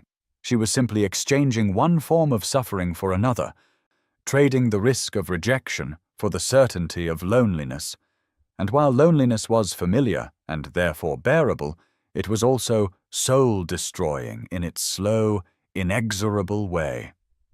She was burying herself alive, just as Mary had accused, interring herself in black crape and false propriety while the world outside continued in all its messy, vibrant, complicated glory. But knowing the truth and having the courage to act on it were entirely different things, and as June faded into July, and Alexander's letters finally stopped coming, their absence somehow worse than their arrival, Catherine remained in her darkened sitting room, watching summer sunshine struggle through heavy curtains, mourning not Edmund, who had never deserved her tears, nor even Alexander, who she had lost by her own choice, but rather the woman she had briefly been during those weeks of friendship, the woman who had laughed freely and spoken boldly and allowed herself to hope for happiness, the woman who now seemed as lost and unreachable as any ghost, buried beneath layers of fear and self-protection that Catherine was no longer certain she had the strength to shed. The invitation to the Duchess of Pemberton's summer ball had arrived in mid-June, when Catherine was deep in her self-imposed isolation, and she had initially discarded it without a second thought, unable to imagine circumstances under which she would willingly enter a ballroom filled with the very society that had whispered about her friendship with Alexander. But Mary, with the persistence that had characterized all her attempts to draw Catherine out of her despair, had retrieved the invitation from the rubbish bin and placed it pointedly on Catherine's breakfast tray each morning for a week, until finally Catherine had acknowledged its existence with a weary sigh. "Your mourning year is complete, ma'am," Mary had said, her tone brooking no argument. "Lord Thomas himself said you should begin re-entering society. It would be improper to refuse the Duchess of Pemberton."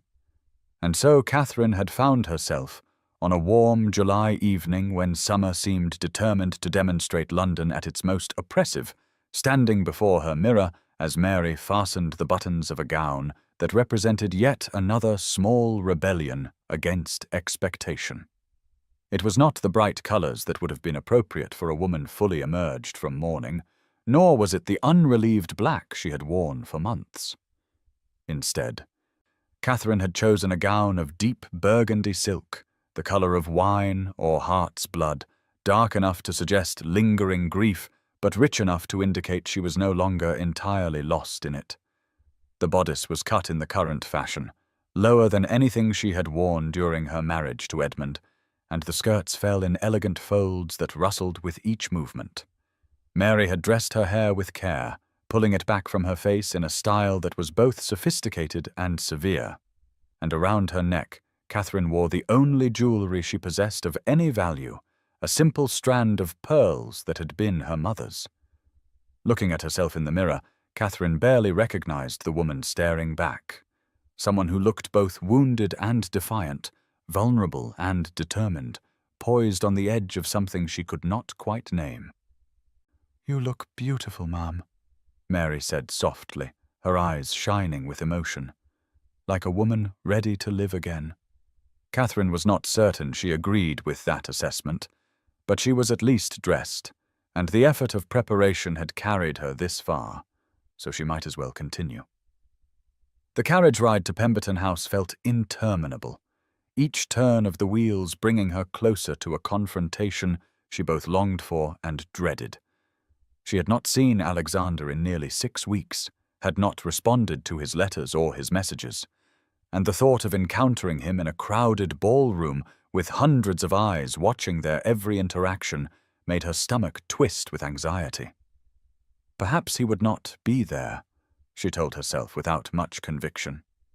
Perhaps he had already left London for his country estate, escaping the summer heat as most of society did.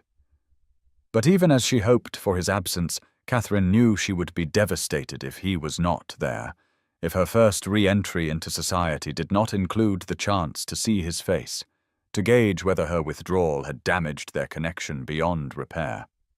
Pemberton House blazed with light when Catherine's carriage pulled up to the entrance, hundreds of candles illuminating windows that stood open to catch any possible breeze, and the sounds of music and laughter spilled out into the street, creating an atmosphere of almost frantic gaiety. Catherine allowed a footman to hand her down from the carriage, then climbed the steps to the entrance, with her heart hammering so loudly she was certain everyone could hear it. Inside, the ballroom was a crush of humanity. Ladies in gowns of every color imaginable, gentlemen in formal black and white, the air thick with the mingled scents of perfume and pomade and the flowers that festooned every available surface. Catherine paused at the entrance, momentarily overwhelmed by the assault on her senses after months of quiet isolation, and felt her resolve waver. She could still leave, could claim a headache or sudden illness, and retreat to the safety of her darkened sitting room. But even as the thought formed, she saw Mary's face in her mind, heard her maid's accusation that she was burying herself alive, and forced herself to step forward into the glittering crowd. The Duchess of Pemberton received her with cool courtesy, her eyes sharp as they assessed Catherine's burgundy gown and the bare ring finger where Edmund's wedding band had once sat. "You are looking well, Mrs. Ashworth," the Duchess said, her tone suggesting this was not entirely a compliment. "I am pleased to see you re-entering society. I trust your mourning period has brought you the peace you required." Catherine murmured some appropriate response and moved further into the ballroom, accepting a glass of champagne from a passing footman, more to have something to do with her hands than from any real desire to drink. She positioned herself near a bank of potted palms, where she might observe without being too obviously on display, and tried to calm her racing heart by cataloguing the familiar faces around her. There was Lady Pemberton holding court near the musicians, Lord Thomas Ashworth speaking with a group of gentlemen about what was no doubt some parliamentary matter, various acquaintances from her married life who nodded politely but did not approach, maintaining the careful distance society demanded from a woman whose reputation had been touched by scandal.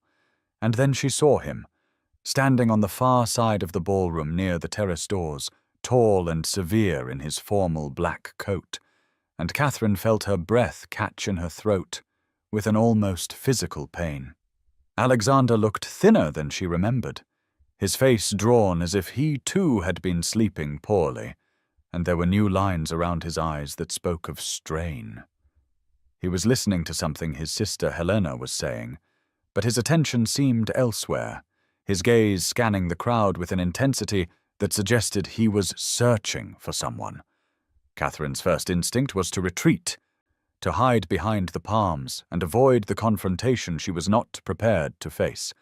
But even as she took a step backward, Alexander's eyes found hers across the crowded ballroom, and she saw shock register on his features, followed by something that looked almost like relief.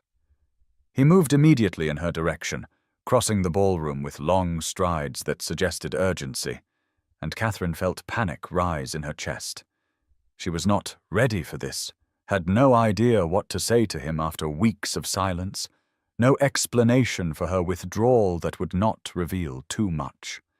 But before Alexander could reach her, before Catherine could decide whether to flee or stand her ground, a voice cut through the ambient noise of the ballroom with the precision of a knife. "My dear," Lady Pemberton said loudly to the woman beside her, though her voice carried clearly to where Catherine stood. "Is it not fascinating how the Duke of Thornfield seems to prefer his women already deceased? First his perfect Margaret, now the half-dead widow Ashworth. Though I suppose there is a certain convenience to it, the departed require so much less effort than the living." The words landed like a slap, and Catherine felt the blood drain from her face as conversations around her stuttered to silence, dozens of eyes turning to assess her reaction. She stood frozen, humiliated beyond anything she had experienced even during Edmund's funeral, wanting desperately to disappear, but trapped by the weight of all those staring eyes. Lady Pemberton, a notorious gossip whose cruelty was legendary, but whose social position made her dangerous to cross, smiled with false sweetness, as if she had not just delivered a devastating insult to two people within easy earshot. Alexander had stopped mid-stride when Lady Pemberton spoke, and Catherine watched his expression transform from concern to fury so cold it seemed to lower the temperature of the entire ballroom. He turned slowly to face the woman who had spoken, and when he addressed her, his voice carried the kind of aristocratic contempt that could destroy a reputation with a single cutting phrase. "You dare speak of two women of incomparable worth," he said, each word falling like ice into the sudden silence, as if they were commodities for your amusement. "Mrs. Ashworth possesses more grace in her silence than you demonstrate in a lifetime of speech, and my late wife would have found your attempt to use her memory as a weapon against another woman utterly contemptible." Lady Pemberton's smile faltered, genuine shock registering on her face at being so publicly reprimanded by a duke. But Alexander was not finished. He crossed to where Catherine stood, still frozen in mortification, and took her cold hand in his, a gesture of support that was witnessed by everyone in the ballroom. "If you wish to discuss my preferences, madam," he continued, his eyes never leaving Catherine's face, "then let me be perfectly clear. I prefer women of intelligence and integrity, women who possess the courage to speak truth even when it is uncomfortable, women who value substance over spectacle.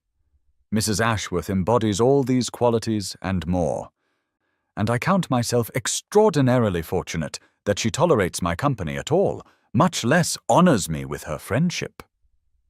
The ballroom remained silent, everyone absorbing this unexpected declaration, and Catherine felt tears prick her eyes at Alexander's fierce defense, even as her heart broke at his final word. Friendship. Even now, even in this moment of public revelation, that was all he could offer. She pulled her hand gently from his grasp, needing to escape before she completely fell apart in front of half of London society. "Please excuse me," she whispered, her voice barely audible, and turned toward the terrace doors, desperate for air and privacy and darkness to hide the tears that were already beginning to fall. She heard Alexander call her name, but did not stop. Pushing through the doors onto the terrace, where the night air hit her overheated skin like a blessing. She hurried down the steps into the garden beyond, following a gravel path that led away from the house, from the music and laughter and cruel whispers, needing distance from all of it. "Catherine!" The voice came from behind her, Alexander following at a distance that suggested he was trying not to overwhelm her, but was determined not to let her disappear. "Please, allow me to explain." Explain what? Catherine said without turning, her voice rough with unshed tears. That I am a pleasant distraction from your grief. That you feel obligated to defend me because I am pathetic and alone. That you value my friendship and wish to preserve it. She heard his sharp intake of breath, felt him come closer, though he still did not touch her. I have been a fool, he said quietly. Please, Catherine, look at me. She turned slowly, and in the moonlight filtering through the garden trees, she could see his face, see an expression she had never witnessed before, raw and vulnerable and utterly sincere. I thought I was being honorable, he said. I thought by maintaining the bounds of friendship I was protecting you, respecting the memory of both our spouses, preserving propriety. But in truth I was simply being a coward, afraid to acknowledge what I have felt since that first day in the park when you spoke to me with such honesty about grief. I won't be a poor substitute for, Catherine began, but Alexander interrupted her, his voice fierce with emotion.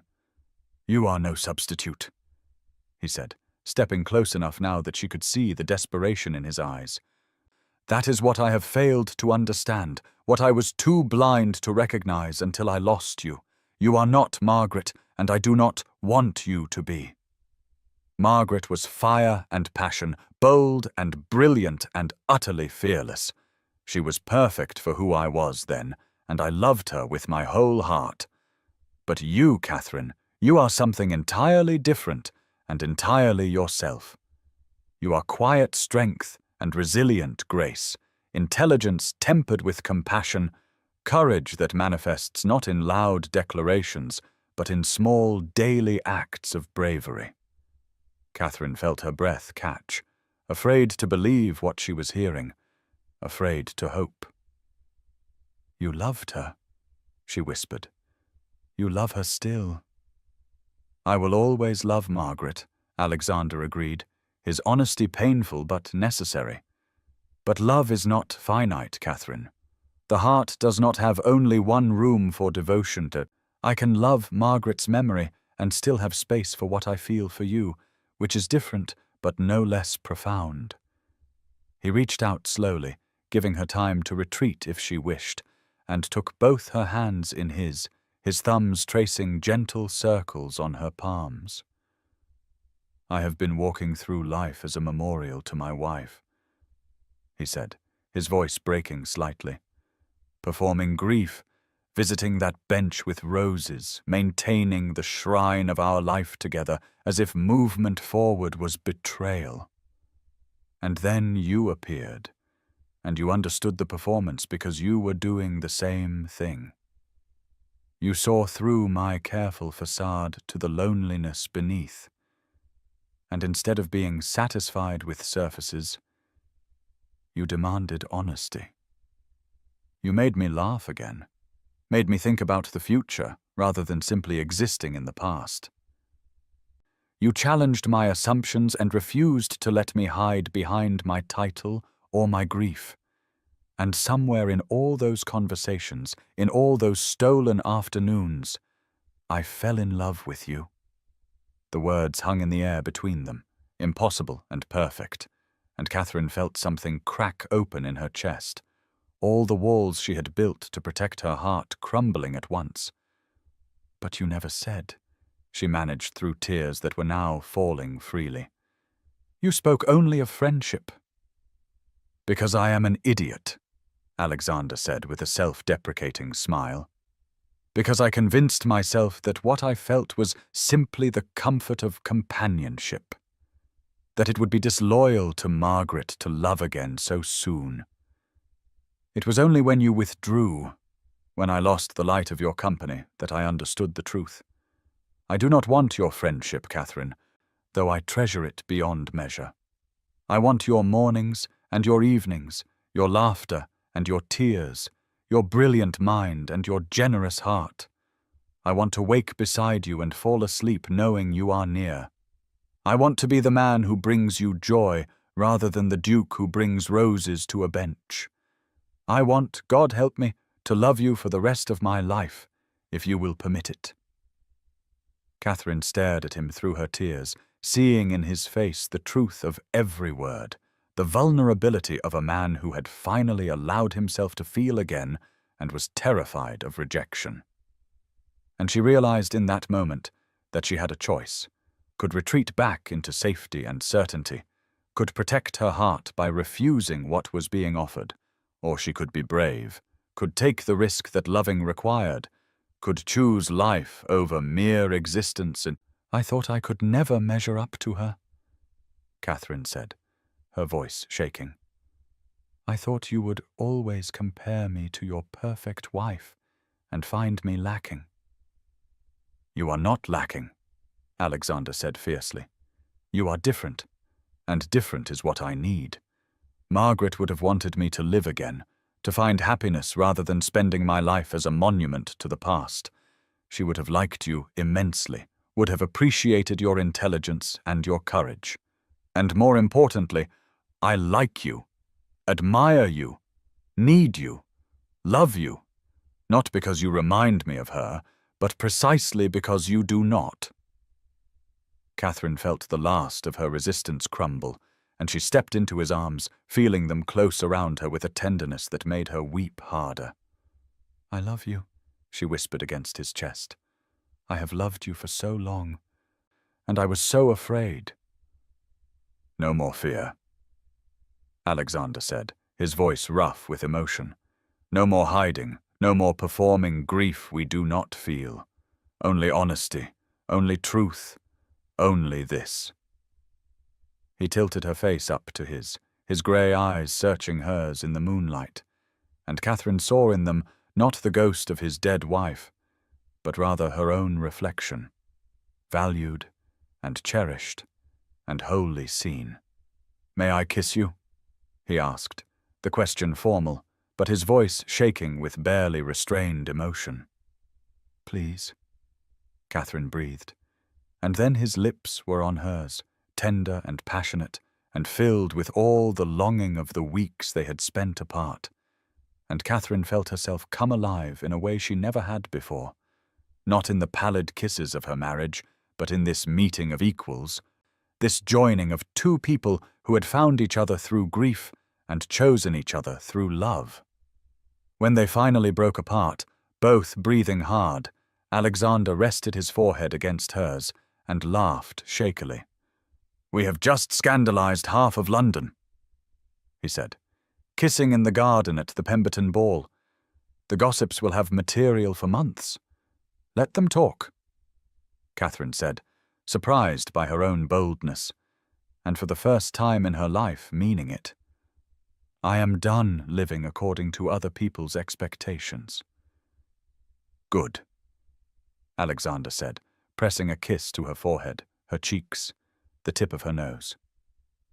Then marry me, Catherine Ashworth. Marry me, and we shall scandalize society together, two widowed souls who refused to let death be the end of their stories. Yes, Catherine said. The word simple, but weighted with all the joy and hope and desperate love she had been holding back for so long. Yes, Alexander, yes. And as they stood together in the Pemberton garden, with music drifting from the ballroom and summer night wrapping around them like a blessing, Catherine understood that grief and love were not opposites, but rather different aspects of the same capacity for deep feeling, that honoring the past did not require sacrificing the future, and that sometimes, if one was very brave and very lucky, loss could be the doorway to finding something more precious than what had been left behind.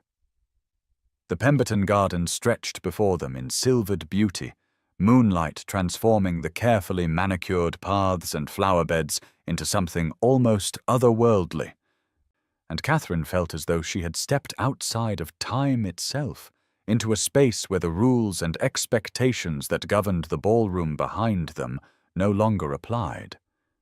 The night air was heavy with the scent of roses, their blooms pale and ghostly in the darkness, and somewhere nearby a nightingale sang its liquid song, oblivious to the human drama unfolding beneath the stars. Catherine and Alexander stood close enough to touch, his hand still holding hers, as if afraid she might disappear if he released her, and she could feel the tremor in his fingers that betrayed how deeply affected he was by what had just transpired between them.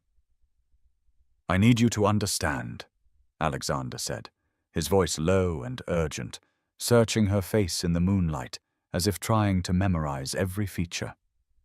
"I need you to know that this is not some momentary impulse born of anger at Lady Pemberton's cruelty or a reaction to public humiliation. What I feel for you has been growing for months, but I was too blind, too caught in guilt and obligation to the past, to recognize it for what it was." Catherine felt fresh tears threaten, her emotions too close to the surface after weeks of suppression, and she gripped his hands tighter as if anchoring herself to this moment, to this reality that seemed too precious to be real. "Tell me," she whispered. "Please, Alexander, tell me everything. I need to hear it. Need to understand how this is possible." Alexander drew a shaky breath, and Catherine saw him gather his courage, saw the moment he chose vulnerability over self-protection, honesty over comfortable fiction. "When Margaret died," he began, his voice rough with emotion. "I thought my capacity for love had died with her. We had been married 8 years, and they were genuinely happy years. She was my partner in every sense, challenging me intellectually, supporting me emotionally, pushing me to be better than I would have been on my own. When the fever took her, it was sudden, brutal. One week she was vibrant and alive, planning a ball to raise funds for one of her causes, and the next she was gone, buried in the family vault while I stood in the rain and wondered how the world could continue when she was no longer in it." Catherine listened without interrupting, understanding that he needed to speak this truth, to acknowledge the depth of his loss before he could explain what had changed. In the ballroom behind them, music continued to play. A waltz drifting through the open terrace doors, but here in the garden there was only Alexander's voice and the night sounds and her own heartbeat loud in her ears. "For 2 years I existed rather than lived," Alexander continued. "I went through the motions of my responsibilities, managed my estates, attended Parliament, visited that bench in the park with roses because it made me feel close to her. But I was hollow inside, going through a performance of life while actually just waiting for it to end. My sister Helena was desperately worried, kept telling me I needed to move forward, but I could not see how. And then I met you." He paused, his grey eyes intense on her face, and Catherine felt her breath catch at the emotion she saw there, raw and unguarded. "I told myself our meetings were accidental at first," Alexander said. "That I was simply being kind to a woman who clearly understood grief. But even then, even in those first conversations, I felt something shift. You spoke to me without pretense, without the careful platitudes everyone else offered. You understood the performance of mourning because you were performing it yourself, and there was such relief in being able to speak honestly about the messiness of grief, the way it tangles with guilt and anger, and sometimes even relief." "Yes," Catherine breathed, recognizing everything he described, feeling the validation of her own complicated feelings about Edmund's death. As the weeks passed and our friendship deepened, Alexander continued, "I found myself looking forward to our afternoons together with an anticipation I had not felt in years. I would wake in the morning already planning what I might tell you, what book I might recommend, what topic we might debate. Helena noticed the change in me, told me I seemed lighter, more present, but I dismissed her observations. I convinced myself it was simply the comfort of good company, that friendship was all I felt or could feel." He released one of her hands to cup her face, his thumb tracing the line of her cheekbone with such tenderness that Catherine felt tears spill over. "But I was lying to myself," he said, "because what I felt when I was with you went far beyond simple friendship. I admired your intelligence, the way your mind worked through problems with careful logic. I appreciated your gentle humor, the way you could make me laugh without even trying. I valued your honesty, the courage it took for you to speak truth about a marriage that had brought you no joy.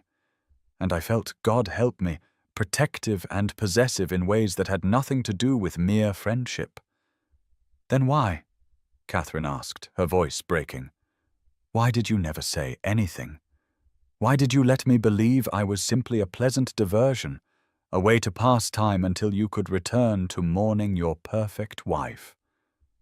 Alexander's expression twisted with regret, and he closed his eyes briefly, as if the question pained him. Because I felt guilty, he said simply. I loved Margaret with my whole heart. When she died, I thought that heart died too. How could I move forward when she had been denied that chance?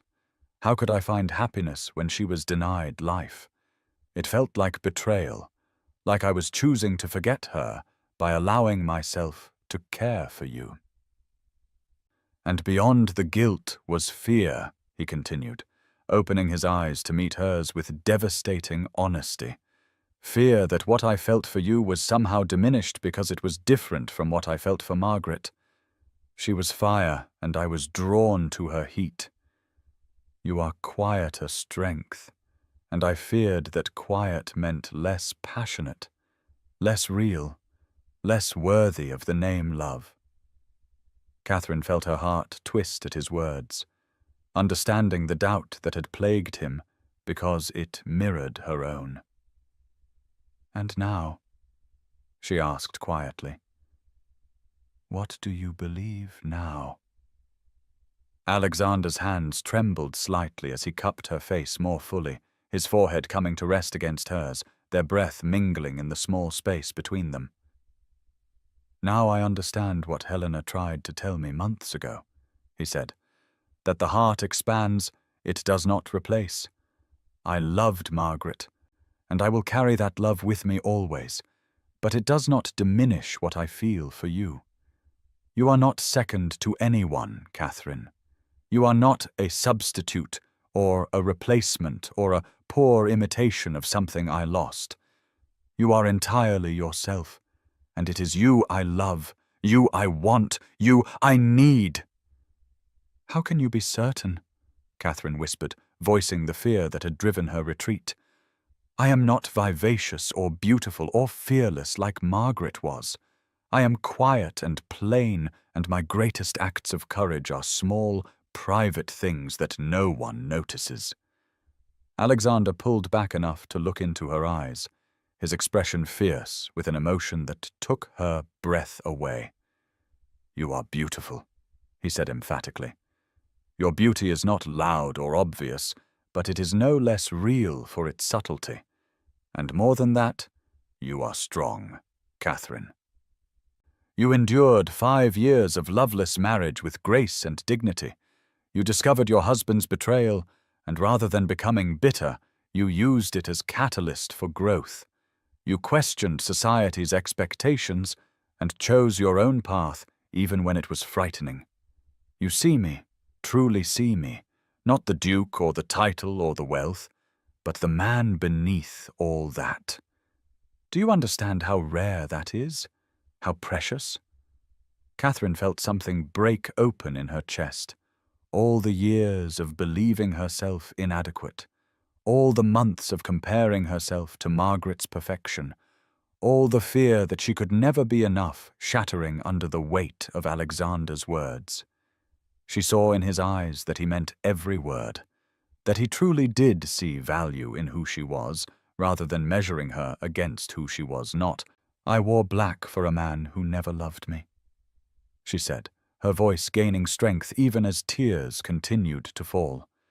I performed grief I did not feel because society demanded it. I retreated into isolation when I finally found joy because I was terrified of being hurt. I do not want to waste more of my life on fear, Alexander. I do not want to let cowardice steal what happiness might be possible. Then do not, Alexander said, his voice urgent and tender at once.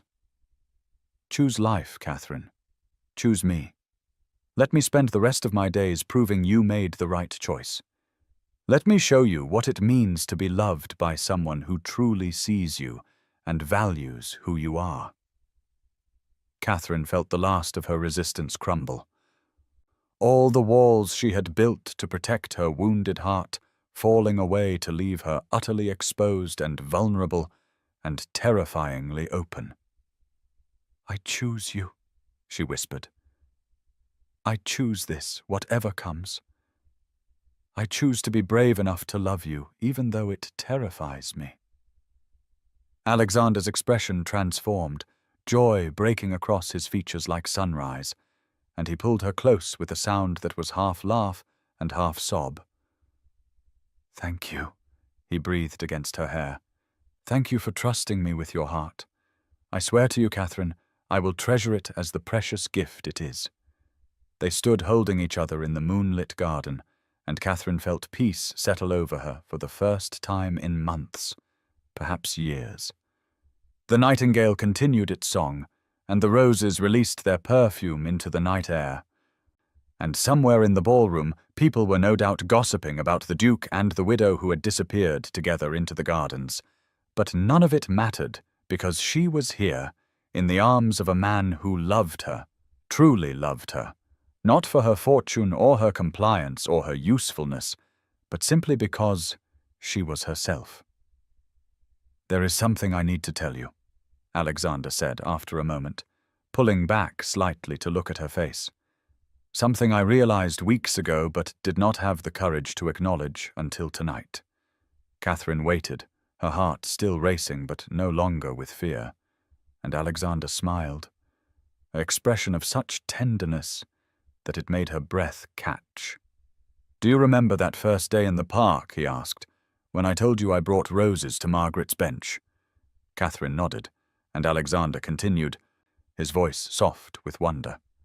"I have not been back to that bench in 6 weeks, not once since you withdrew from my life." Catherine's eyes widened in surprise, and Alexander nodded at her unspoken question. "I could not bear to go there," he explained, "because every time I thought about those memorial roses, I realized that for months I had been bringing roses to you in my heart instead. Every beautiful thing I encountered, I wanted to share with you. Every interesting thought, I wanted to discuss with you.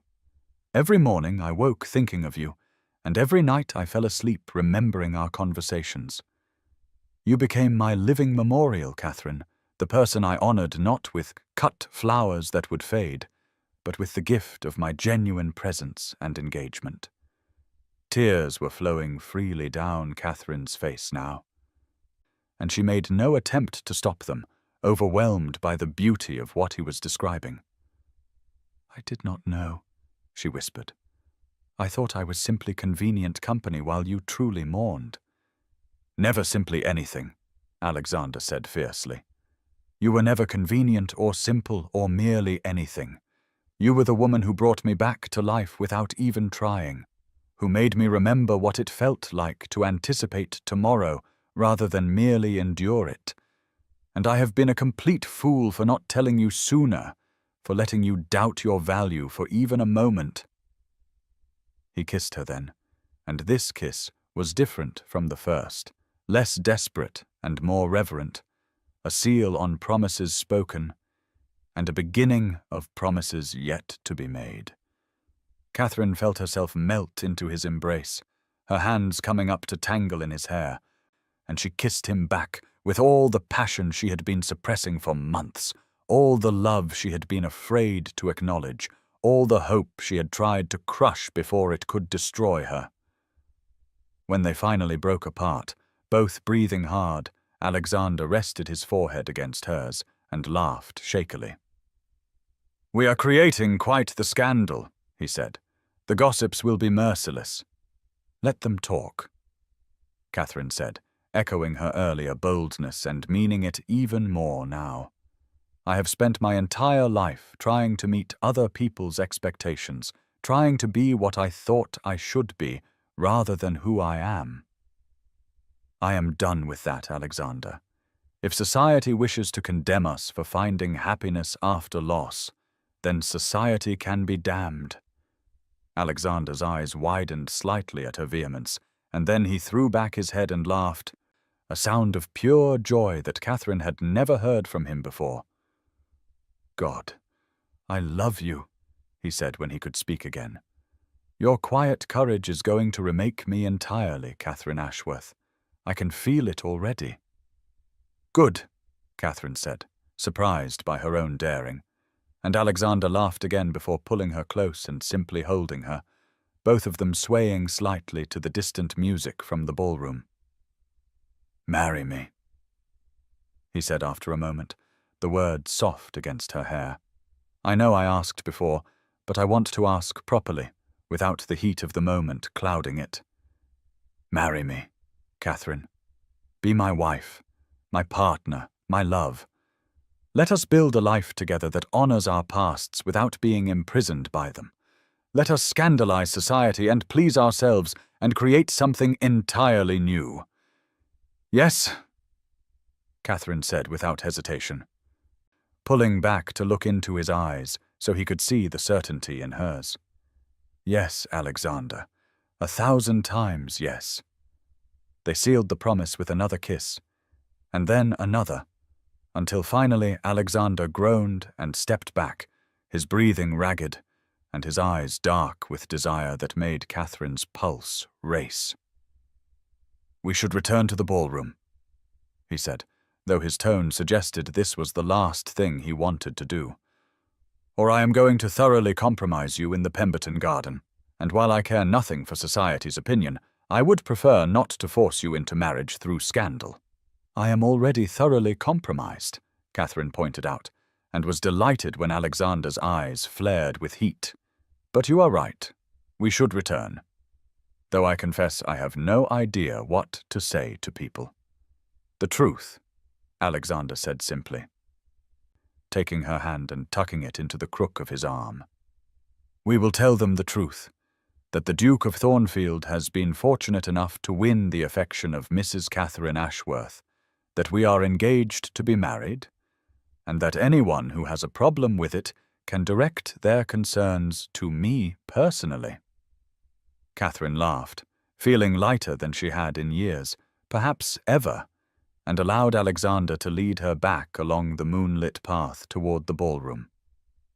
As they emerged from the garden onto the terrace, Catherine saw several faces turn in their direction, saw Lady Pemberton's expression of shock quickly masked by false congratulation, saw Helena Pritchard's face light up with genuine joy. The music had stopped, and conversation stuttered to silence as people registered their joined hands and the obvious intimacy between them. Alexander led Catherine to the center of the ballroom, and in a voice that carried to every corner of the room, announced simply, Mrs. Ashworth has done me the extraordinary honor of agreeing to become my wife. I trust you will all join me in celebrating this happy news. There was a moment of shocked silence, and then Helena rushed forward with a cry of delight, embracing Catherine despite all rules of propriety. I am so happy for you both, she said, tears in her eyes. So very happy. Margaret would have approved wholeheartedly. Catherine felt her own tears threaten again at the generous blessing, and she returned Helena's embrace with feeling. Thank you, she whispered. That means more than you know. The rest of the evening passed in a blur of congratulations, genuine and otherwise, and through it all, Alexander remained at Catherine's side, his hand at the small of her back or holding hers, a constant presence that announced to everyone that she was valued, protected, cherished. When they finally departed near midnight, Catherine felt exhausted, but exhilarated, as if she had run a great distance and arrived somewhere wonderful. As Alexander handed her into her carriage, he held her hand a moment longer than necessary. Tomorrow, he said. May I call on you tomorrow? We have plans to make. Tomorrow, Catherine agreed, and then on impulse leaned forward to kiss him once more, brief but sweet. And the next day, and the day after that, and all the days after. All the days, Alexander agreed, his eyes holding hers with a promise that made her heart race. All of them, my love, for the rest of our lives. And as the carriage pulled away, Catherine looked back to see Alexander standing in the light, spilling from Pemberton House, watching her departure with an expression of such love that it stole her breath, and she knew with absolute certainty that she had made the right choice, that grief and fear had been vanquished by the courage to choose life, to choose love, to choose the uncertain but beautiful future that awaited her in the arms of a man who saw her truly and loved her completely, not despite who she was, but because of it, and that was worth any scandal, any whisper, any judgment society might offer.